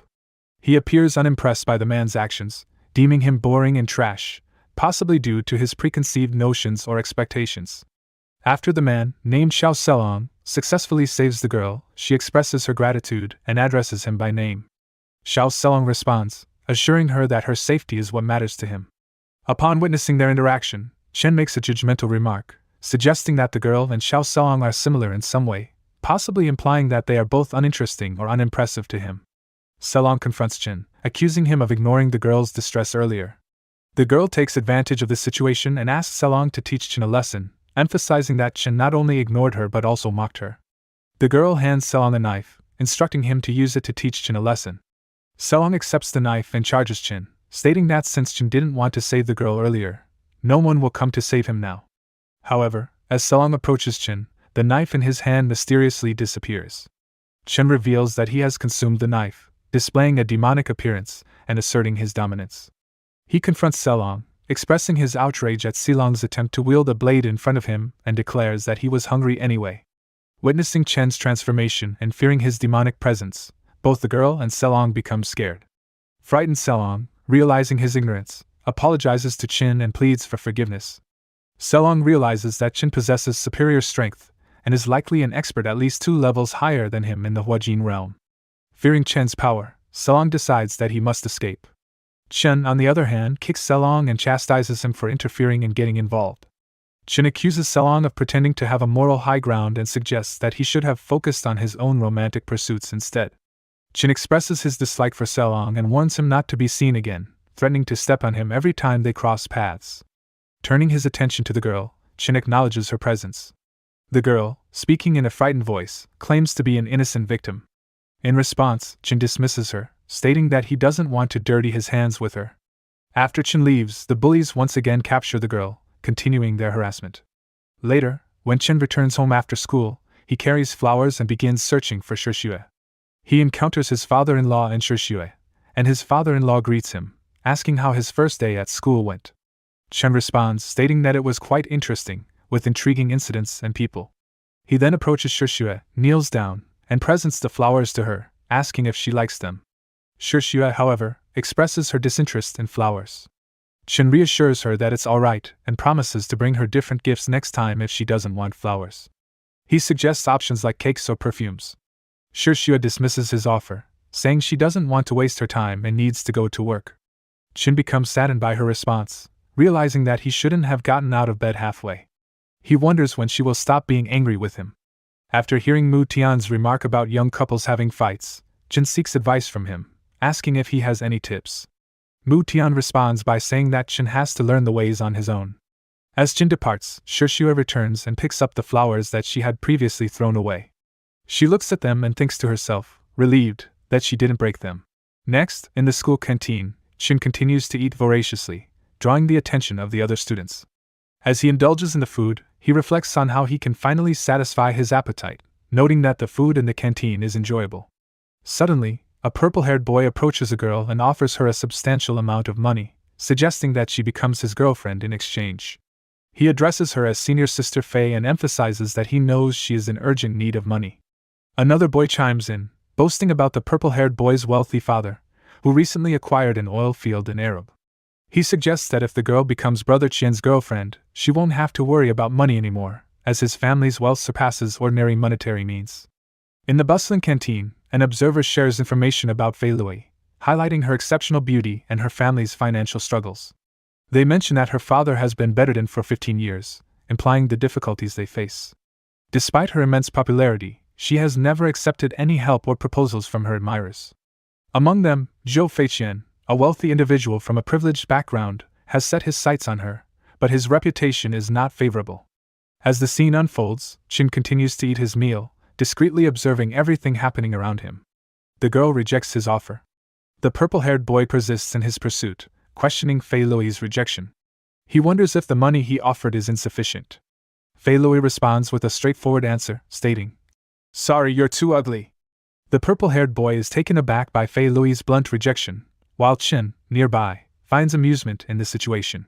Chen, unfiltered and with a hint of sarcasm, mocks the boy's wealth, suggesting he should consider using his money for cosmetic enhancements. This remark stirs anger within the purple-haired boy, who charges Chen, demanding an apology and threatening physical harm. However, Chen effortlessly repels the boy's attack, causing him to be forcefully expelled from the canteen. Chen's nonchalant response reveals his lack of interest in the altercation, stating that the commotion disrupts his meal. Undeterred, the purple-haired boy, seeking revenge, urges his friends to join him in attacking Chen. He offers them a financial incentive, promising a reward of 10,000 for each person who participates in beating Chen, and an additional 100,000 if someone manages to render him unconscious. The students, tempted by the monetary incentive, accept the purple-haired boy's offer. In an attempt to justify their actions, they assure Chen that their involvement is solely motivated by the promise of money and request that he doesn't hold any grudges against them. Chen, undeterred by the threats and monetary offers from the purple-haired boy and his followers, calmly makes a phone call, informing the person on the other end of his location in the school canteen. The purple-haired boy, misunderstanding the purpose of the call, taunts Chen, suggesting that he is calling for reinforcements out of fear. Chen dismisses the notion, expressing his disinterest in using money as an advantage in such situations. A voice from the crowd, sensing the wealth and influence of Zhou Feiqian's family, advises Chen to simply apologize and avoid further confrontation.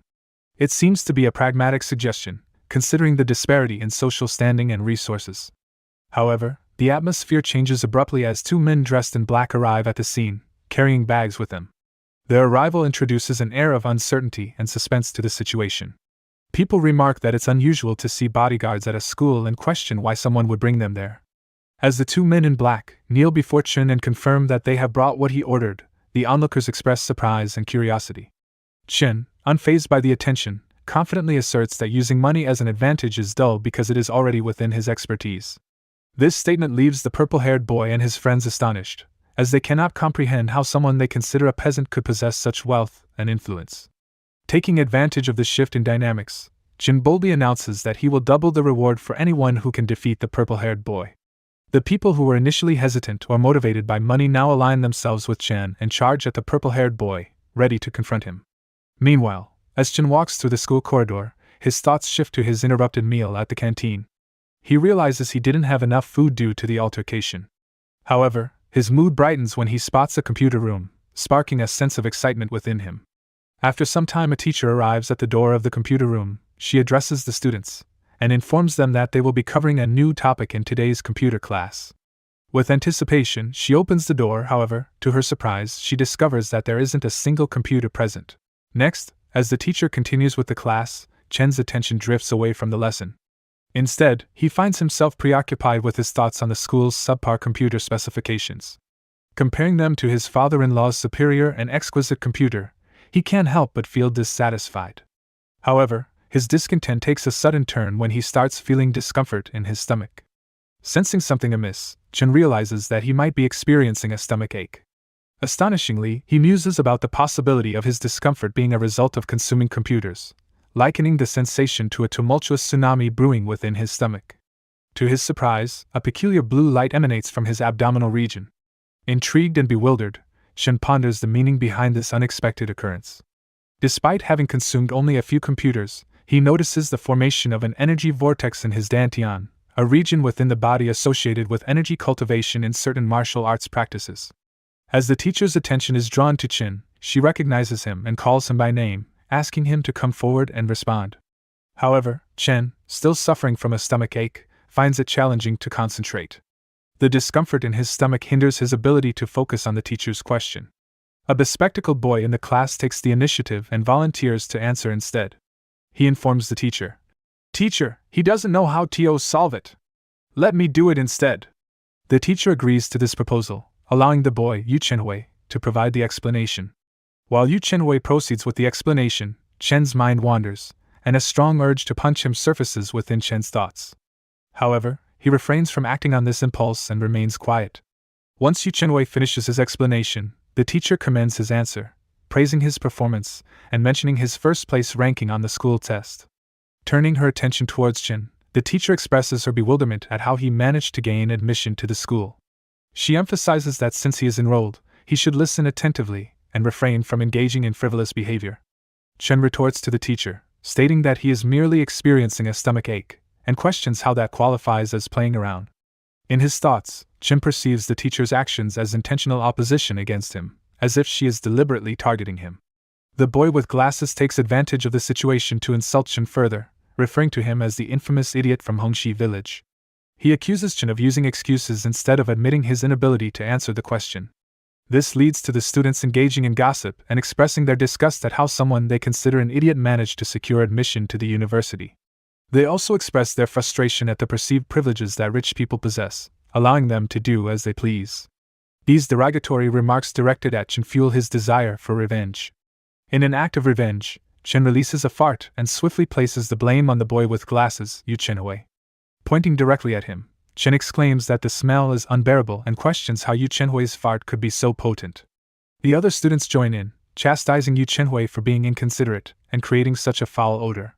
Yu Chenhui vehemently denies the accusation, exclaiming that it's complete nonsense and that he didn't do it. In response, the students quickly flee the classroom, seeking relief from the unpleasant smell. The teacher, affected by the noxious gas, ends up vomiting. One concerned student asks Teacher Li what happened, and another student attributes it to Yu Chenhui's fart, prompting the evacuation of the students. Realizing that Yu Chenhui is still inside the classroom, a teacher rushes back in to rescue him. Once outside, the teacher informs others that the fart was exceptionally powerful, causing Yu Chenhui to faint due to its intensity.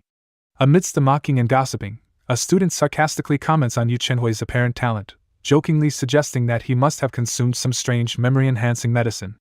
The student advises others to stay away from Yu Chenhui, emphasizing the seriousness of being caught in his fart. Observing the situation, Chen approaches Yu Chenhui with a devious plan in mind.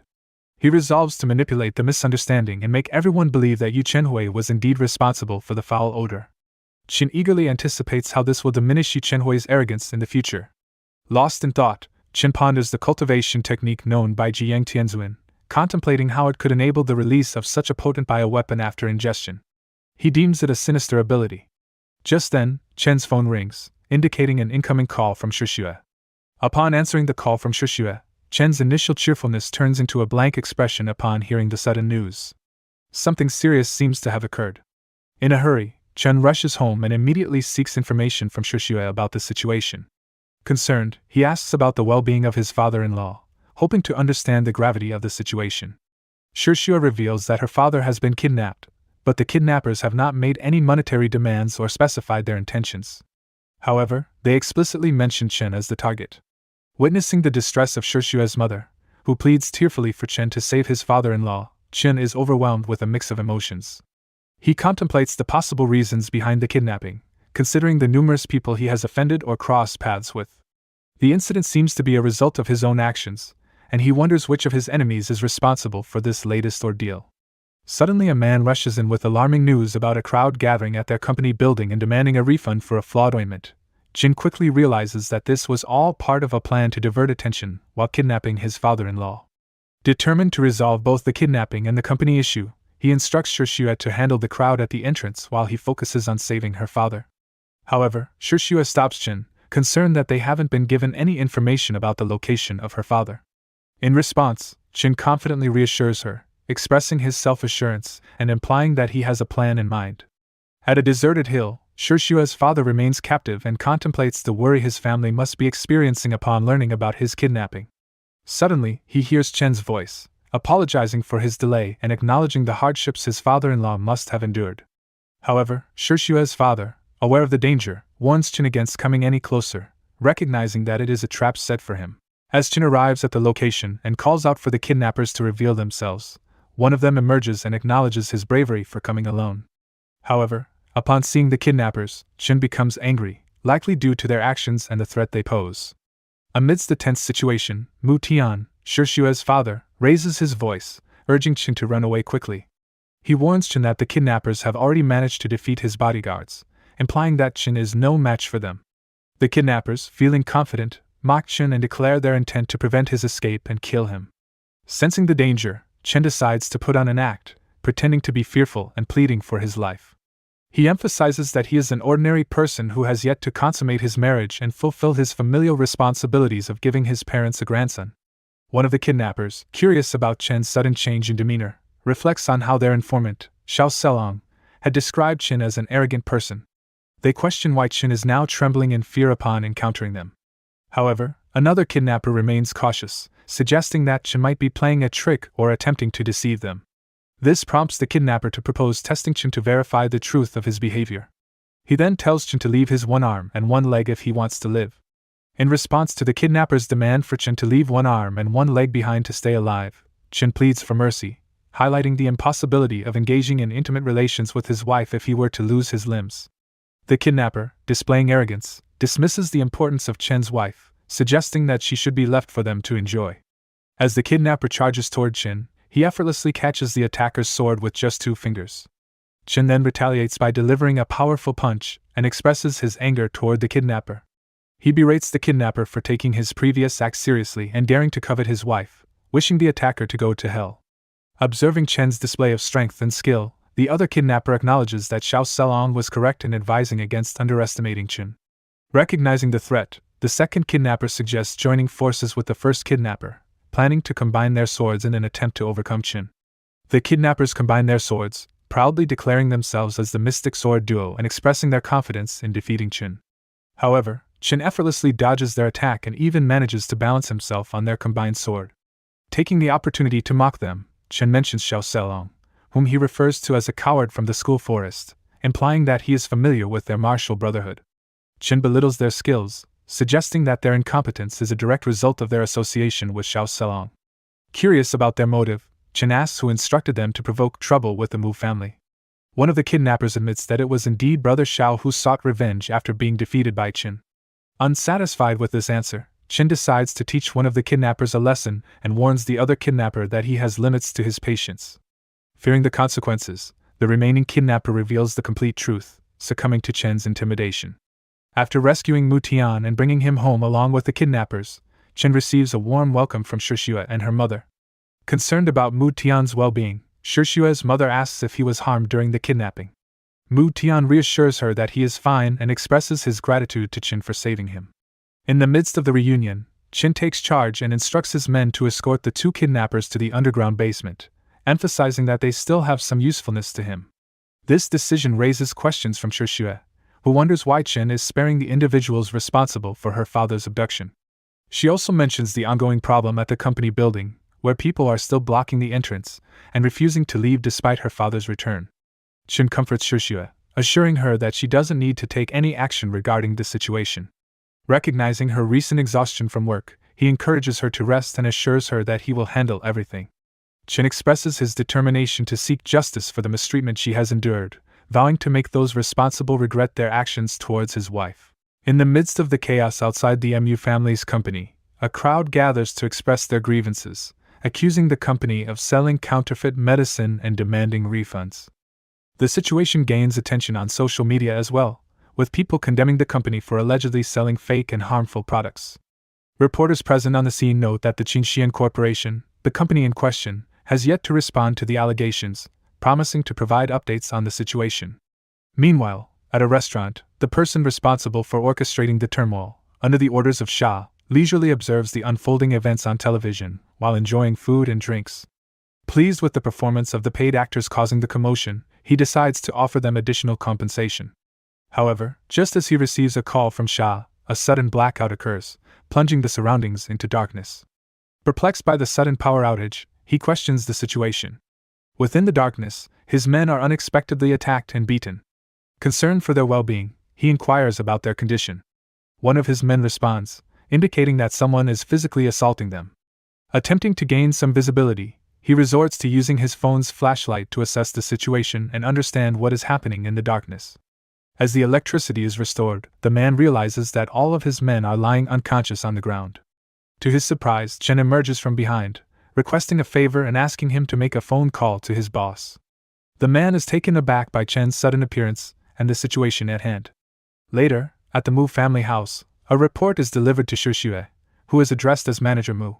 The report states that the crowd outside the company has dispersed, much to their astonishment. The troublesome individuals refuse to leave despite offers of money and even threats. Shixue wonders if someone secretly helped them, and she feels a sense of happiness, knowing that Chen was behind the resolution of the crisis. On the second day, Chen is seen walking on the road, contemplating the recent events. Although he successfully resolved the crisis involving the Qingxian Corporation, he recognizes that the root cause remains unresolved, with the Xia and Gu families being responsible. Chen acknowledges that while it would be easy for him to eliminate them, the aftermath and the attention he would attract pose challenges. Aware of the existence of other sects and the potential for powerful experts, Chen decides it is wiser to manipulate others into removing the Gu and Xia families. He believes that soon, a key person who will aid the Mu family in overcoming this crisis will make an appearance. As if fulfilling Chen's thoughts, an important-looking elderly man named Hua Jianglong suddenly appears, catching Chen's attention. Chen recognizes Hua Jianglong, an influential figure in the military and a distinguished alumnus of Qianchuan University. His attention then turns to a girl accompanying Hua Jianglong, speculating that she might be his granddaughter. Chen is captivated by her beauty, considering her a potential rival to the most beautiful student at the university. However, he quickly regains focus, reminding himself of the task at hand. At Lover's Hill, The girl inquires if this is the place where her grandparents first met. Hua Jiangong confirms it, reminiscing about her grandmother, who was once the smartest and prettiest girl at Qianchuan University. Chen, observing them from behind a tree, realizes they are alone and sees this as an opportunity. He contemplates how to approach them strategically. Meanwhile, the old man becomes lost in his memories, experiencing discomfort in his heart. Sensing his distress, the girl asks if his heart condition has recurred. However, before she can comprehend the situation fully, the old man faints, leaving her concerned and seeking answers. Chen, who had been waiting for an opportunity to approach Hua Jiangong and his granddaughter, sees the old man faint and believes that the timing is in his favor. However, his plans are interrupted by the arrival of another old man wearing glasses. The newcomer assures the girl that he can save her grandfather, claiming to have coincidentally witnessed the unfortunate incident. Chen is taken aback by the presence of this unknown man, questioning his identity and why he is interfering in his plan. The girl, on the other hand, considers the man's appearance as fate, believing that he is destined to cure her grandfather. She offers a handsome reward if he can successfully treat him. Without wasting time, the man instructs the girl to lay her grandfather down, expressing his readiness to cure him. As he begins to recite an incantation or spell, Chen watches closely, skeptical of the man's intentions. However, he suddenly senses a familiar energy emanating from the man, one that resembles Jiang Tianjun's power. After realizing that the man with glasses possesses the same energy as Jiang Tianjun, Chen deduces that he may also come from the Qianlong continent. He ponders whether this man is the only one from their homeland and notes that his aura surpasses his own in strength. Feeling overpowered, Chen decides to leave the scene promptly. As he observes the campus, Chen notices an ambulance present and wonders why it has arrived. Soon, two men step out of the ambulance and confront the man with glasses, identifying him as Wang Quan and accusing him of scamming people once again. They inform the girl that Wang Quan is a patient from their hospital, implying that he suffers from mental health issues. Despite being taken away forcefully by the two men, Wang Quan reassures the girl that he has stabilized her grandfather's heart and that someone will soon come to save him. He assures her that, with this person's assistance, her grandfather will remain healthy for another 100 years. However, the men dismiss Wang Quan's claims and inform the girl not to trust him, recounting a previous incident where he attempted to help a pregnant woman give birth. Devastated by the realization that she believed in a mentally unstable individual, the girl breaks down in tears, lamenting the potential delay in her grandfather's treatment caused by her misplaced trust in Wang Quan. As Chen observes the girl crying and expressing her hope for the arrival of the ambulance, he contemplates the situation. He concludes that the man with glasses, Wang Quan, is not a mental patient, as his aura surpassed Chen's own and he even predicted Chen's appearance, indicating a higher cultivation level. Approaching the girl, Chen offers his assistance, sensing the dire condition of the old man. However, the girl, while briefly finding Chen handsome, remembers not to be deceived by appearances and declines his help, stating that she has already called the ambulance. Undeterred, Chen insists that ordinary hospitals cannot handle the old man's illness and that only he can cure him. Despite his explanations, the girl remains skeptical and asks him to leave. Eventually, the ambulance arrives and the medical staff instructs unrelated individuals to leave as they prepare to transport the patient. Before departing, Chen introduces himself as Jiang Chen and informs the girl to seek him out if she ever needs his help. As the ambulance departs, Chen laments that the girl mistook him for another scammer due to Wang Quan's actions, thus thwarting his plan. After Chen's evening class, he is approached by a man with eccentric hair who halts him. Curious, Chen inquires about the reason for being stopped. The man apologizes for his previous offense and extends an invitation to a banquet that he has arranged, intending to make amends. Chen dismisses him, deeming him unworthy of his attention. However, the man persistently pleads with Chen, addressing him as Brother Chen, and expressing his remorse. He begs for a chance to rectify his mistakes, revealing that Fei Loi will also be attending the banquet. Relenting slightly, Chen agrees, instructing the man to pick him up later that night. Delighted by Chen's acceptance, the man expresses gratitude, acknowledging Chen's grace. Yet, Chen curtly cuts him off, stating that he feels stressed from being in his presence, and instructs him to stop following him.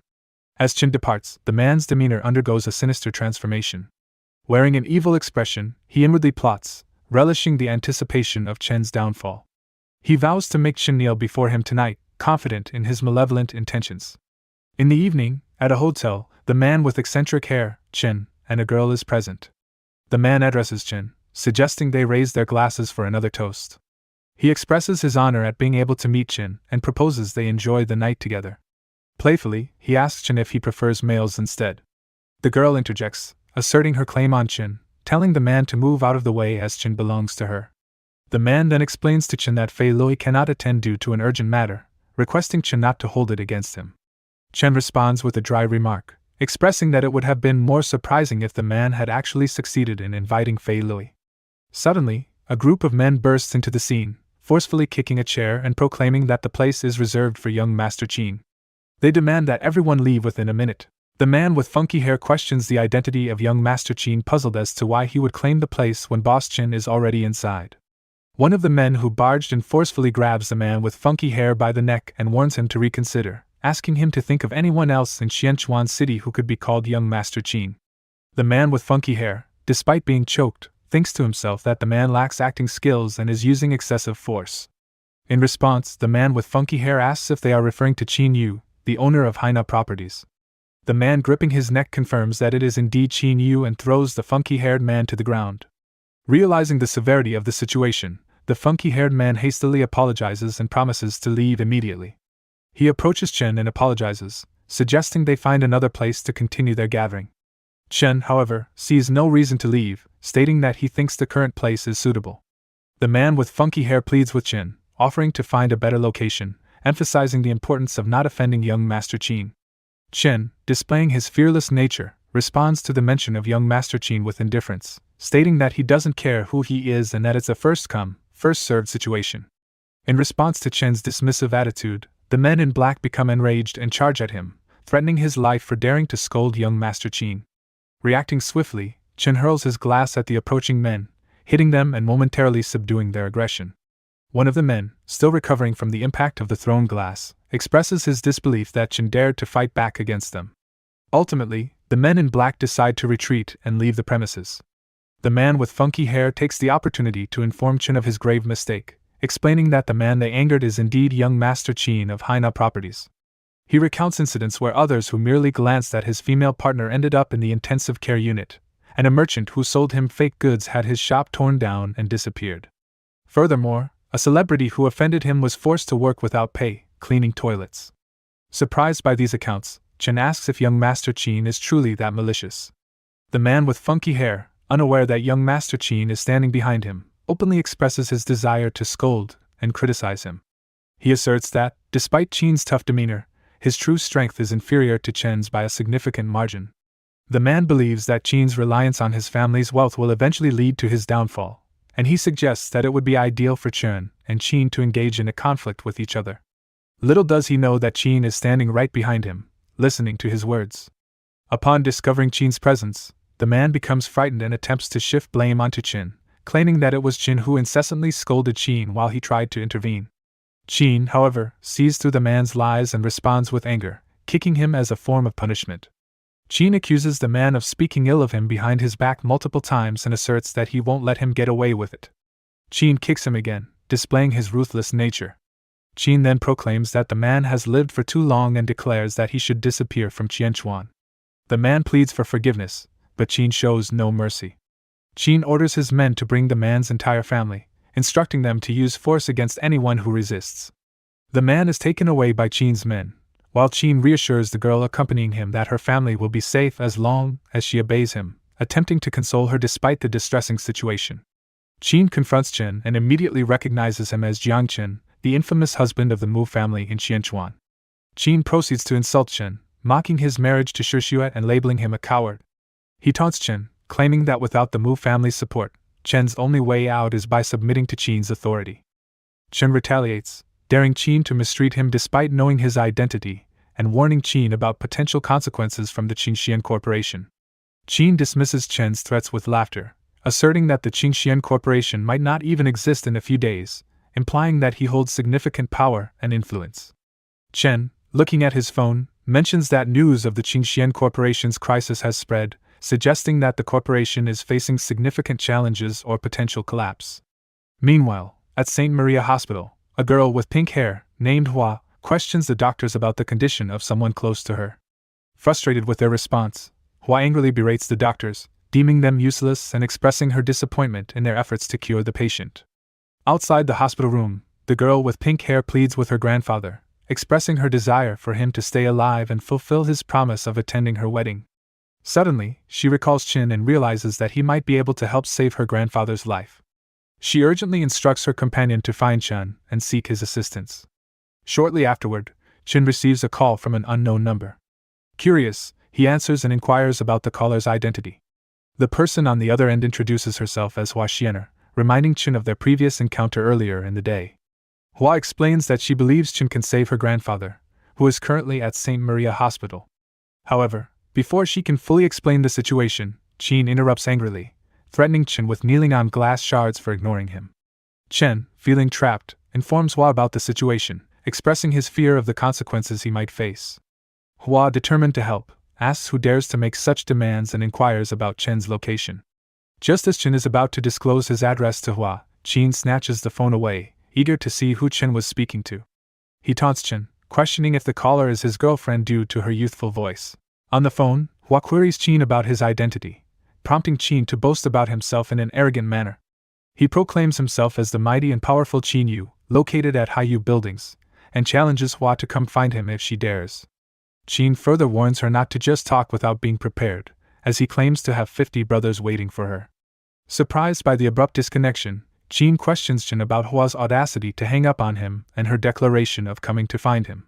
He resolves to prepare a grand reception to teach her a lesson. Chen then commands one of his men to set up a camera and fetch 2 bottles of drugged wine. His intention is to ensure that Hua regrets her decision to come to him. With an evil expression, he informs Chen that he will deal with Hua first. In response, Chen responds with sarcastic gratitude. After some time, a significant number of cars arrive at the location where Chen and Chen are. Hua arrives with her entourage and immediately asks for Qin Yu. Unaware of the impending danger, Chen is preoccupied with flirting and casually informs the girl present that another person will be arriving soon. He suggests having fun together. However, Hua enters the room and loudly demands to know who Qin Yu is. Chen, still attempting to flirt, asks if Hua was the one who called him, boasting about his appearance and insinuating that she should become his. His disrespectful behavior prompts someone to slap him forcefully. In shock and pain, Chen protests and calls for his bodyguards, complaining about the slap and claiming that his hand is hurt. To his surprise, it was his father who struck him. Chen, fearing further punishment, tries to assert control by threatening to call his mother. However, his father, disappointed and angered by Chen's actions, continues to beat him, admonishing him for his spoiled upbringing and the trouble he has brought upon the family. After punishing Chen, his father approaches Hua and humbly pleads for forgiveness, acknowledging his failure to properly educate his son and accepting responsibility for the situation. Chen, still in a state of defiance, questions his father's actions and criticizes him for apologizing to Hua. In response, his father slaps him once again and scolds him for his insolence, demanding that he keep quiet and show respect. Observing the situation from the sidelines, Chen finds amusement in Chen's predicament and openly expresses his belief that Chen deserves the punishment he is receiving. Hearing this, Chen becomes enraged and charges at Chen, intending to retaliate. However, Chen's father intervenes once again and delivers another beating to his son, preventing him from attacking Chen. Chen, watching the scene unfold, comments that he doesn't even need to take any action, finding entertainment in the situation. Hua approaches Chen and questions whether he is satisfied with what he has witnessed. She urges him to accompany her back, warning him that if he fails to cure her grandfather, she will make him regret it. Chen, feeling a sense of urgency and fearing the consequences, reassures Hua that saving lives is of utmost importance. He agrees to go with her promptly, emphasizing the need to act swiftly and not waste any more time. At the hospital, Hua expresses her frustration with the doctor's inability to cure her grandfather, and insists that they involve Chen and inform him about her grandfather's condition. One of the doctors questions whether Chen, who claims to have the ability to heal old man Hua, is trustworthy, considering his young age and lack of formal qualifications. The doctor wonders if Chen might be a fraud or a conman. One of the doctors recognizes Chen as an individual from Hongxi village and informs the others about his previous encounter with him. Another doctor points out that Mr. Fang, the hospital head and successor of Rakang Corporation, vouches for Chen's credibility. However, the hospital head is concerned about the potential consequences if something goes wrong with old man Hua's treatment, emphasizing the need to be cautious. Chen approaches the doctor and dismisses the need for introductions, reiterating that he is the only one capable of curing old man Hua. Hua, impatient and desperate to see her grandfather healed, shouts at Chen, urging him to stop wasting time and immediately begin the treatment. However, one of the doctors intervenes and advises Hua to wait, expressing doubt and caution, emphasizing that Chen is deemed unreliable due to his reputation as an idiot. Chen goes near the doctor and sarcastically addresses him, recognizing him as Mr. Stupid Fang, who is an admirer of Gu Anqi. Aware that Chen remembers his past attempts to pursue Gu Anqi and the nickname she gave him, the doctor becomes fearful, wondering if Chen remembers everything about his actions. The doctor then turns to Hua and dismissively comments that Chen is simply an unintelligent person who cannot even count to 10. He questions Chen's ability to cure diseases, but suggests that the symptoms exhibited by old man Hua resemble what he has read in ancient books. The doctor proposes to give it a try. Chen agrees with the doctor's suggestion, giving his consent to proceed. However, Hua becomes angry and objects to the doctor's plan. She criticizes Chen, expressing her disapproval and questioning whether he sees her grandfather as some kind of experimental subject. Chen reassures Hua, explaining that he has recently checked on her grandfather and confirms that he is alright. He warns Hua that if they don't let the doctor try to treat her grandfather, it may cause trouble for him during the healing process. Hua reluctantly agrees but warns Chen that if anything happens to her grandfather, there will be consequences. Chen then comforts Hua, assuring her that he won't let anything happen to old man Hua. In the ICU room, the doctor reassures Hua, stating that she can rest assured. He claims to have learned the Huayang acupuncture technique from an expert and asserts that he will definitely cure her grandfather. The doctor recalls that although the expert only taught him for 3 months due to his perceived lack of talent, he is determined to impress everyone once he successfully treats old man Hua. The doctor begins the treatment by reciting words like a spell and then carefully inserting needles into the old man's head and other areas. While treating the old man, the doctor focuses on his own aspirations, thinking that if he can successfully cure old man Hua, he will gain everything he desires. He disregards the identities of Gu Anqi and Sha Bai, determined to reclaim what he has lost. After completing the treatment, the doctor feels happy, realizing that old man Hua's symptoms align with the descriptions in the ancient book. Despite only having learned a small portion of the technique, he remains hopeful for a positive outcome. After some time, the old man awakens from his treatment, bringing happiness and relief to Hua as she sees her grandfather conscious. Meanwhile, other doctors praise and commend the doctor for the successful outcome. Witnessing the old man's awakening, the doctor can't contain his joy and triumph. He believes he has truly succeeded in saving old man Hua, and his thoughts are filled with a sense of accomplishment. He dismisses the significance of Gu Anqi, Sha Bai, and the expert who doubted him, considering them inconsequential. Hua, filled with hope and curiosity, asks her grandfather how he feels. The old man responds, expressing warmth and a renewed sense of vitality. While observing the interaction between Hua and Chen, doubt begins to creep into Hua's mind. She questions whether Jiang Chen might actually be a scammer. Meanwhile, the doctor, brimming with confidence, reinforces his claim to Hua that he can indeed cure old man Hua.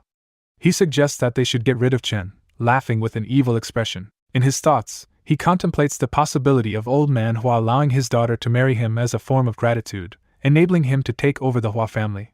Amidst the celebration of the doctor's successful treatment, and Hua's joy over her grandfather's recovery, Chen interrupts them, nagging and cautioning them against celebrating too early. Chen confronts the doctor, attributing the worsening condition of old man Hua to his actions. He asserts that thanks to the doctor, old man Hua has not only failed to recover but has become even more endangered. In response, the doctor approaches Chen and dismisses his claims with laughter, mocking Chen as an idiot. He argues that old man Hua is actually feeling better, emphasizing that it was fortunate they didn't allow Chen to intervene, as he would have only made this situation worse.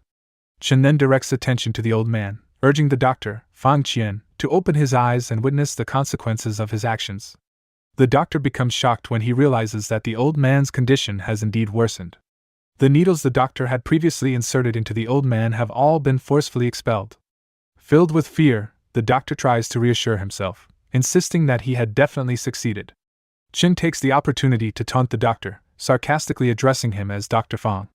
He highlights that old man Hua could have had a longer lifespan if the doctor hadn't intervened in such a manner.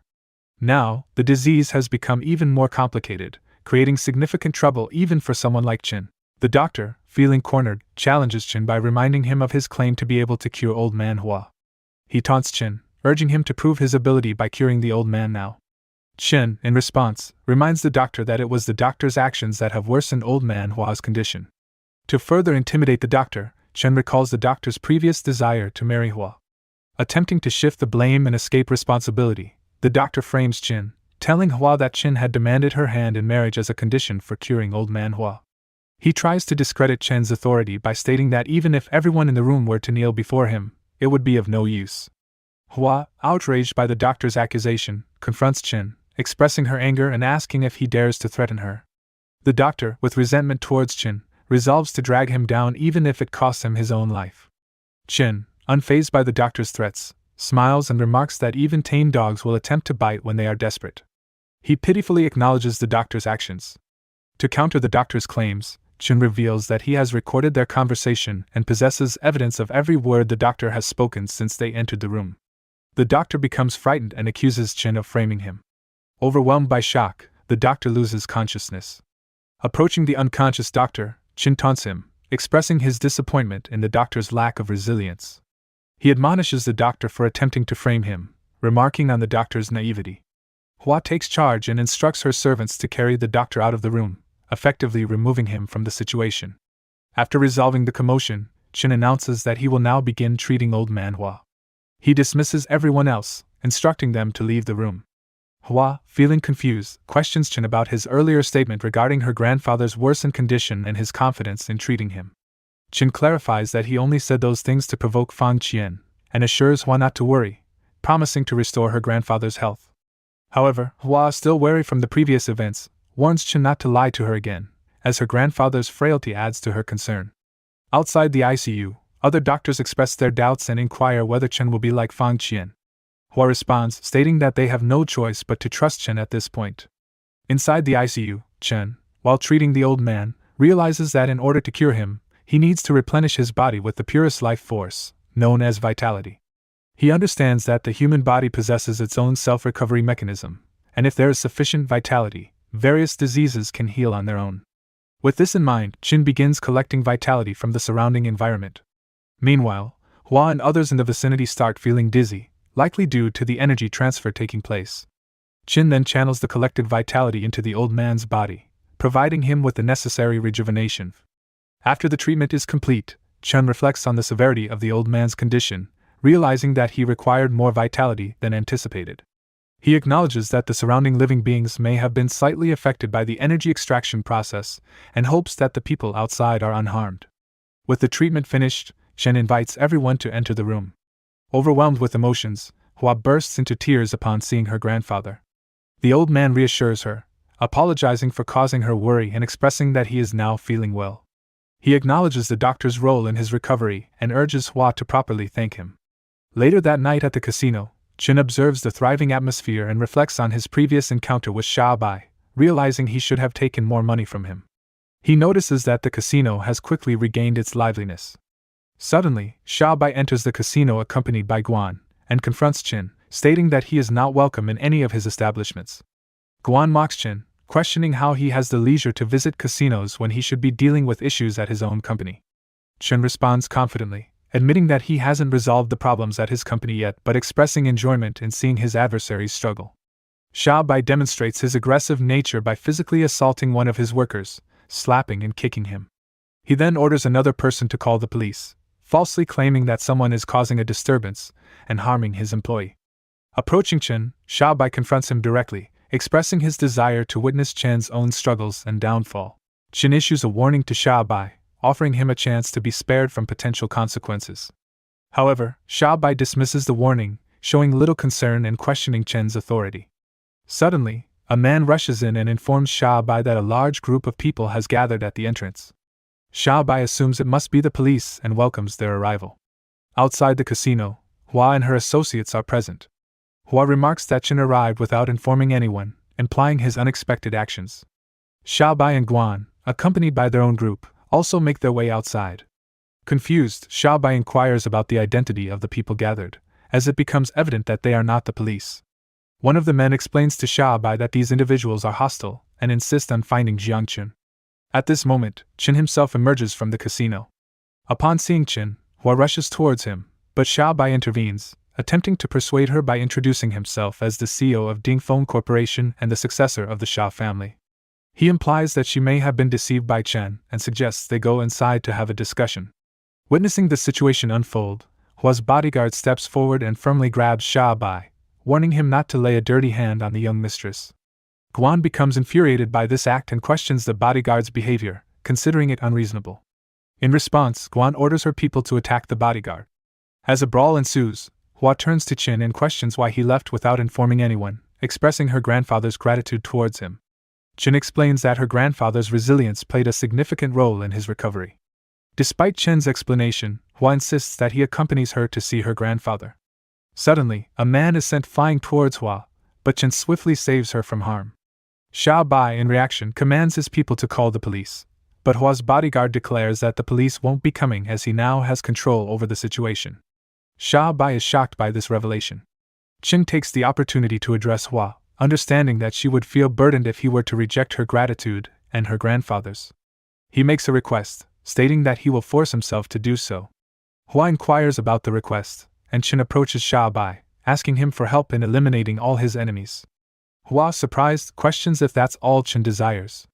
Upon hearing Chen's request, he acknowledges the high status of the individuals he wants help with, implying that it would be challenging to fulfill his request. This angers Xia Bai, who questions Chen's audacity despite being aware of his identity. Chen then reveals the identity of Hua, introducing her as the granddaughter of Old Man Hua, a name that strikes fear in Xia Bai and Guan. Feeling frightened, Xia Bai ponders the implications of encountering members from the influential Hua family. He realizes that the prolonged absence of the police may be due to the involvement of the Hua family, who possess the capability to challenge the Xia family. Xia Bai contemplates the consequences of the crimes committed by the Xia family and the potential repercussions if the Hua family were to retaliate to shift blame. Xia Bai decides to lay it all on the Gu family, thinking it is the only course of action. Xia Bai directs his anger towards Guan, blaming her for the situation, and proceeds to slap her as a manifestation of his frustration. Xia Bai accuses Guan and the Gu family of committing numerous secret crimes, emphasizing her supposed innocence. Guan attempts to defend herself, but Xia Bai interrupts her with a kick and accuses her of using manipulative tactics and seducing him. He claims that if she had stayed with Jiang Chen, his problems would have been far fewer. In an attempt to gain favor, Xia Bai kneels before Hua and confesses that he was blinded by Guan's actions. He shifts blame onto the Gu family, stating that all the sins were committed by them, absolving the Xia family of any involvement. Hua turns to Chen and inquires about his plans for dealing with Xia Bai and Guan. Chen responds, expressing that mere retribution is insufficient. He aims for the complete eradication of both families from Qianchuan, ensuring their disappearance entirely. At the Gu family's home, Guanqi informs her father about the situation, and he becomes furious, seeing the attempt to scapegoat their family. He clarifies that all decisions were previously discussed between the two families, and now they are facing trouble. Guanqi expresses her surprise at Xia Bai's ruthlessness and assures her father that she won't let the matter go easily. Her father seeks her plan of action, and she reassures him that she has a strategy in mind. Meanwhile, at Xia Bai's villa, Xia Bai's father also reacts with anger upon learning about the situation. He is taken aback by the Hua family's swift actions to suppress them, leading to various businesses being affected to different extents. He fears that if this continues, it could lead to the downfall of Dingfeng Corporation. Xia Bai suggests to his father that they can only shift the blame to the Gu family to divert the Hua family's attention. He plans to spread rumors about the Gu family the next day to achieve this. His father agrees, acknowledging that it's their only option, hoping that by doing so, the Hua family will focus on the Gu family and give them some breathing space. However, his father's anger resurfaces as he blames Chen for their current situation, believing that if it weren't for him, they wouldn't be facing these difficulties. Xia Bai assures his father to calm down, promising that once this incident is resolved, he will make Jiang Chen pay for his involvement. Next, Chen returns home to the Mu family villa and notices Shixue playing with her phone. He reassures her that they don't need to worry about the Qinxian Corporation's rumors because Xia Bai and the Gu family are now facing their own troubles, which will divert public attention. However, Shixue seems sad and responds in a concerned tone, expressing her trust in Chen to handle the issues with Xia Bai and the Gu family. But she informs him that the recent phone call was not related to those matters. Instead, it was about the Lin family from Jinlin, who is aggressively suppressing their jade business. Despite managing to solve part of the raw material shortage with the materials obtained last time, the Lin family's continued monopoly on the raw materials poses a significant challenge for their business. Chen responds to the news about the Lin family, expressing his annoyance that they haven't learned their lesson from the last encounter and are causing trouble again so soon. He assures Shixue that he has a plan to deal with the Lin family and asks her to focus on overseeing the company while he goes to Jinlin. Shishua raises her concerns about the dangers of going to Jinlin, reminding Chen of the past escape from that place. Chen playfully teases her, asking if she's worried about him. Shyly, she admits that as her husband, she feels the responsibility to protect him. Chen affectionately embraces her and promises to do whatever it takes to support her. He reassures her that the small Lin family cannot pose a threat to them and that he will return safely. Next, Chen infiltrates the Lin family's stone gambling manor and places a spell on a raw stone bought by Jiahao, setting up a trap for him. Later, in Jiahao's office, he expresses his desire to increase the suppression of the Mu family as he feels tricked by them. Suddenly, a man reports that a top-grade Emperor Jade has been found in their stone gambling manor, worth at least 30 million. Jiahao is delighted by the news and instructs his assistant to prepare the jade for auction, intending to make it the highlight of the night. Jiahao plans to use the auction to restore the Lin family's reputation, especially after the embarrassment caused by the chicken bloodstone incident. He believes that the auction price of the Emperor Jade will reach at least 100 million, providing the Lin family with significant wealth. In his mind, this success will prove his family's superiority over the Mu family, and he looks forward to the downfall of Jiang Chen, the Mu family's head. At the auction, the bidding for the stone Jiahao provided starts with 500,000, and the offers quickly escalate to 1 million, and then 3 million. Finally, bidder number 32 makes a bid of 5 million. Jiahao, curious about the bidder, turns to see a gray-haired man holding the number board. Intrigued, Jiahao stands and congratulates the man on winning the auction for the Emperor Jade. However, he asks if the man has the necessary cash to pay for it. Jiahao notices that he hasn't seen this man in Jinlin before and wonders about his identity.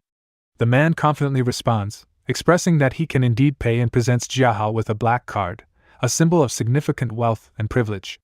Surprised and realizing the man's status, Jiahao quickly changes his tone, apologizing for his previous rudeness. The black card indicates that the man is a person of high status and financial means, making Jiahao treat him with respect and courtesy. Jiahao thinks about the man who won the auction, realizing that the man's black card signifies immense wealth, capable of gathering billions of dollars within minutes. He feels fortunate to have such a rich buyer for the precious item. The man, on the other hand, is delighted to have acquired the stone, recognizing it as a spirit stone with a large amount of spiritual energy. Later, while sitting on his bed and holding the stone, the man reflects on how lucky he was to discover this powerful spirit stone before it could fall into the wrong hands. He plans to absorb its energy, hoping it will help him ascend to the Anjin realm peak, a significant advancement in his spiritual cultivation. However, as he attempts to absorb the stone's energy, it unexpectedly explodes. Frustrated and angry, the man blames the Lin family for tampering with the stone, leading to the blast and causing his plans to go awry.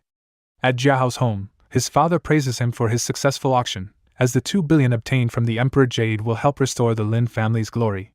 Jiahao, however, sees this as an opportunity to strengthen the Lin family and destroy the Mu family. He expresses his desire to kill Jiang Chen and make Mu Shishua beg in front of him. Suddenly, an unexpected guest arrives at the door, holding 2 men. This man accuses Jiahao of tricking him with a fake spiritual stone and becomes enraged.